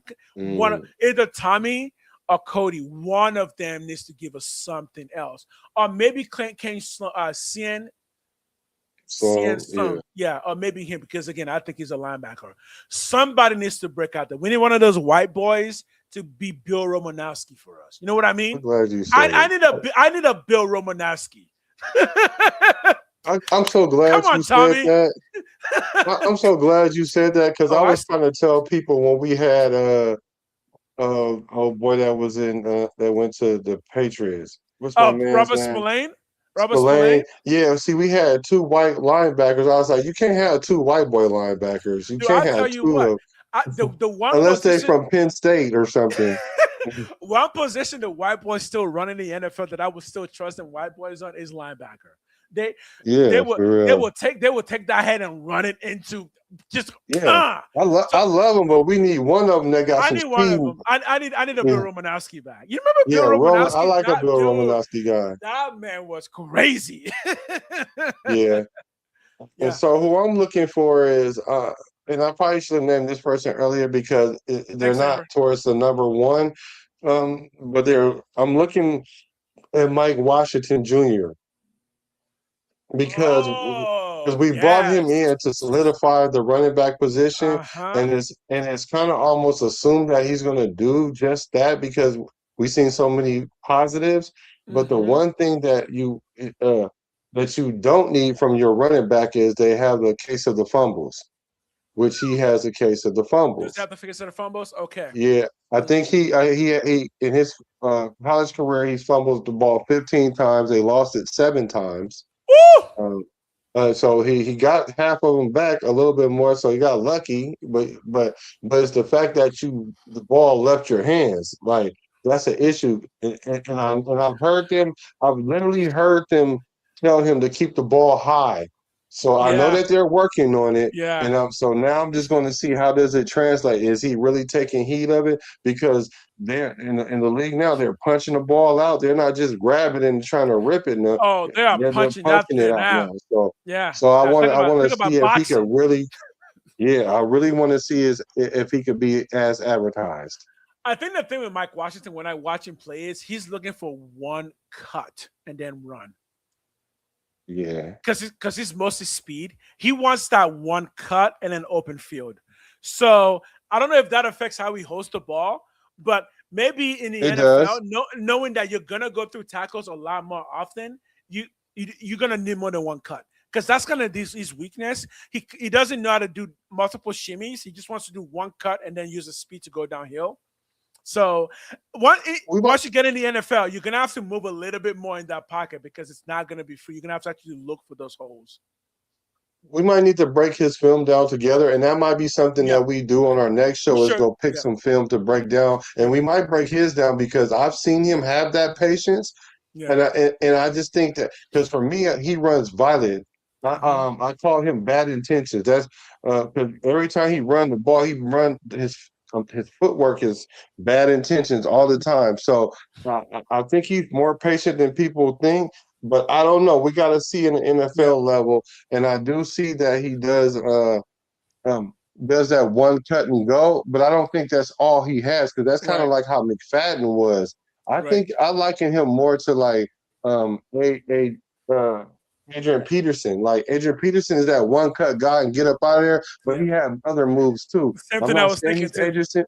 I'm not saying he's Adrian Peterson. I'm just saying he's more Adrian Peterson than McFadden. So Right. we'll break his tape down and see because that zone read.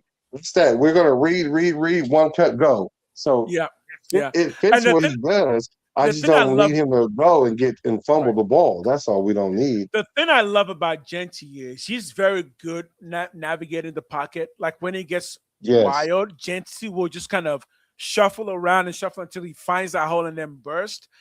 Um, Adrian Peterson also had that. Based on what I'm saying from Mike Washington, he doesn't quite have it.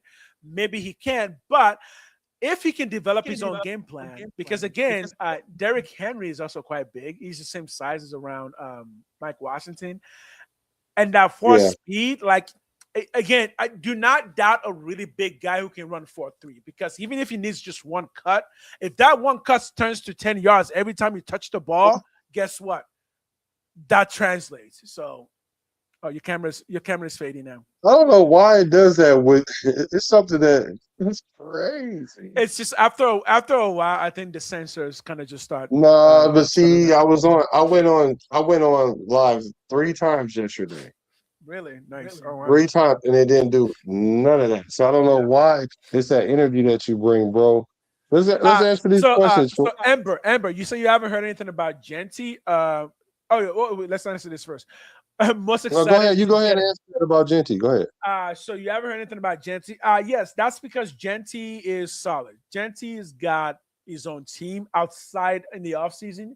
Genty has an entire team that trains him, all of that. So you won't hear much from him because he's all about business. He does have a YouTube video account that he does stream in for people to engage with him. But no, Genty's all business. He's all about football business. So in the offseason, he goes off, does his own thing, gets all of his training. And when camp starts, you'll start seeing that Genty face. So yeah, don't worry about Genty. He's good. He's gotten stronger. Genty came into the league really strong, but he's gotten a bit stronger. If you see his body, he just looks a little bit more stout. So yeah, I think Genty's ready to go. I think Genty is chasing around 1,200 yards this year. So, Okay, let's answer these questions real quick. Let's see. Thank you from Arnie. It says, question, which player are you most excited to get extended after a final year? C, Kuntz, Tucker, Mayer, Butler, I would say Tucker and Mayer will get an extension. Yeah, I could see that. Because neither one of them can get a 5th-year option. Yeah, Tucker and Mayer. Yeah, the most excited, AOC maybe Kuntz. just because Cousins will be gone. Kuntz better do his. He better. No, just know what Kuntz. He got to prove himself to me. Butler and Booker, them are the 2 guys that really need to prove themselves too. Like, here's the thing, though. Even if Kuntz does well, it doesn't mean the Raiders are going to extend him. Somebody else may just pay him more money. Mm-hmm. And that's the thing with Kuntz because he hasn't gotten a first big deal yet, and he's 27. So he's likely to go for the most amount of money that he can find. Whereas somebody like Tucker or Mayer are likely to stay with the Raiders, depending on how well the team does, to try and chase the next thing with the Raiders. And I think Kuntz is just going to go to another team. Yeah, but my answer to this question is Paul Malu. He's in his contract year, and I'm really excited to see us extend him. Yeah, I don't think he's coming back. A lot of people don't. Yeah, I don't think he's coming. I mean, I would like to see a way he comes back, but he would have to break out. And that's the thing. Like, even if he breaks out again, would the Raiders be willing to pay someone that they've seen for the past 3 years have a breakout in his contract year? Or will some other team who doesn't know him as well just give him way more money? Right. Yeah. So. You're right, Amber. The camera is, hey, won't let me be great. Here's another question. Which player on defense will be an X factor? You want to go first on this one? You can go ahead. Mine is pretty simple. I think Nakobe Dean. For me, he's kind of my top target this year. I think how well the offense does in a shocking way, if it's going to be like, wow, this defense is shocking, it's because Nakobe Dean is doing incredible things. What about on offense? On offense, X factor. Give me a quick. Let me think. I think on offense, I would say it comes down to our guards, both guard position. Depending on how well the guard position does will determine how many yards Genty is getting. So I think whoever's starting at left and right guard, that will be the X factor. At the end of the year, we were going, whoa, the guard player was exceptional, and that's why Genty has so many yards. JPJ. Again, it's got to be the year for him, right? Talking about contract year. Yeah. It's got to be the year for him, right? Because even if it's not his contract year, no, this is his 3rd year. Yeah, so he needs 1 year to build, because we're not going to give him a contract next year. But if he does well this year and then next year, then you get that big contract. So yeah, again, so on offense, the guard position is extremely pivotal for both Gentry and Mendoza. So. Okay, I'm almost back. All right, here we go. So, for me, my player on defense that's an X factor is going to be on defense. Who I think is going to be X factor is going to be Stoops. It's got to be Stoops. Okay, yeah. Because he's a rookie. Are we talking takeaways? Yeah, because if we get takeaways, then he can flip our defense, right? So and I think they're going to try to test him because he is young and he's a rookie and we're relying on him. Yeah. So I think he's going to be our X factor on defense, surely in how we're going to use him. So I'm going with Stoops on defense, and then on offense, I think the X factor is going to be Cousin Kirk. Who? Because I'm telling you, Kirk Cousins. He's the X factor. Okay. So you're thinking 35 yards then. You're thinking 35 yards then. My boy gonna come in and do what he do, and he gonna do what he always does. Okay. So everybody a little skeptical, and they got the case of the Mendozas. Oh, I got the case of the Mendoza bad. I'm itching all over the place. I'm just like, do I got to keep waiting? Yeah, you're gonna have to keep on waiting. Get that Mendoza.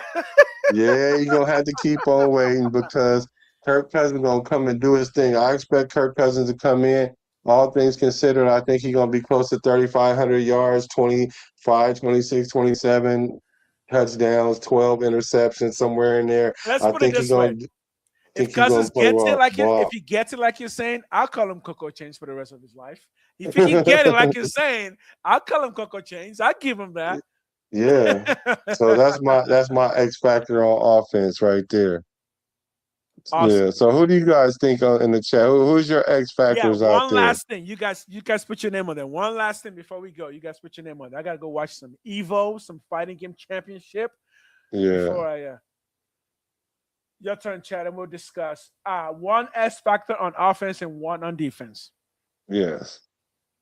And he say I haven't heard anything other than him, Gentry on IG, but that boy, he came into camp ready. He came ready, and he's on YouTube. He's very actively on YouTube. And the reporters aren't talking about him, and that's a good thing. And he's a high character guy. He's a high character guy, so I doubt if we hear a lot. He has 2 dogs now. So he's got 2 dogs now. For those who don't know, he's a dog man. He's got 2 of them. Yeah, and he shares them on social media. He shares them on YouTube too and Instagram. So yeah, he's doing good. He's doing good. I need to go to his YouTube. Yeah, if he's taking care of dogs already, that tells you that he's good. Dogs, pets, and babies will straighten you up real quick. At least will show just how mature you are. So yeah, I think it's good. I think it's good. Any last things before we jump up out of here? Because we will be back, so y'all got to make sure y'all hit the subscribe button on both of our channels. Yeah, we're coming back tomorrow for sure. That's cool. Okay? Yeah. So we can finish this up tomorrow, and you might want to rock with us because this is the dog days of summer, and we are bringing that fire content. I do like this tandem that we got going on. We do. We're both in the Bay. That's why we're called BayBoys. I mean, like we both have the same upbringing. We kind of understand each other. We've been rocking with the Raiders since I've been rocking with the Raiders since 1996, right? And I grew up in the Bay in Oakland, so yeah, it's just in our blood. So it's a real thing. So we appreciate y'all for definitely hacking in. Please keep liking, keep subscribing. It's hard to grow a Raider channel because sports channel on YouTube is hard to grow because of the big channels still kind of have it like ESPN and all those guys. Yeah. But we do more authentic, more grounded content for fans to enjoy. So yeah. Yeah. So if it's nothing else, if there needs anything else, we appreciate y'all because I'm a Raider from the Bay to LA to Las Vegas. I'm a Raider though. All right, man. You guys have a good day. Have a good weekend. If you're going to church tomorrow, do some praise. Pray for your boys. Let's get it. 1 more month. NFL season starts. That's right. I'm a Raider from the Bay to LA to Las Vegas. Recipes to Al Davis.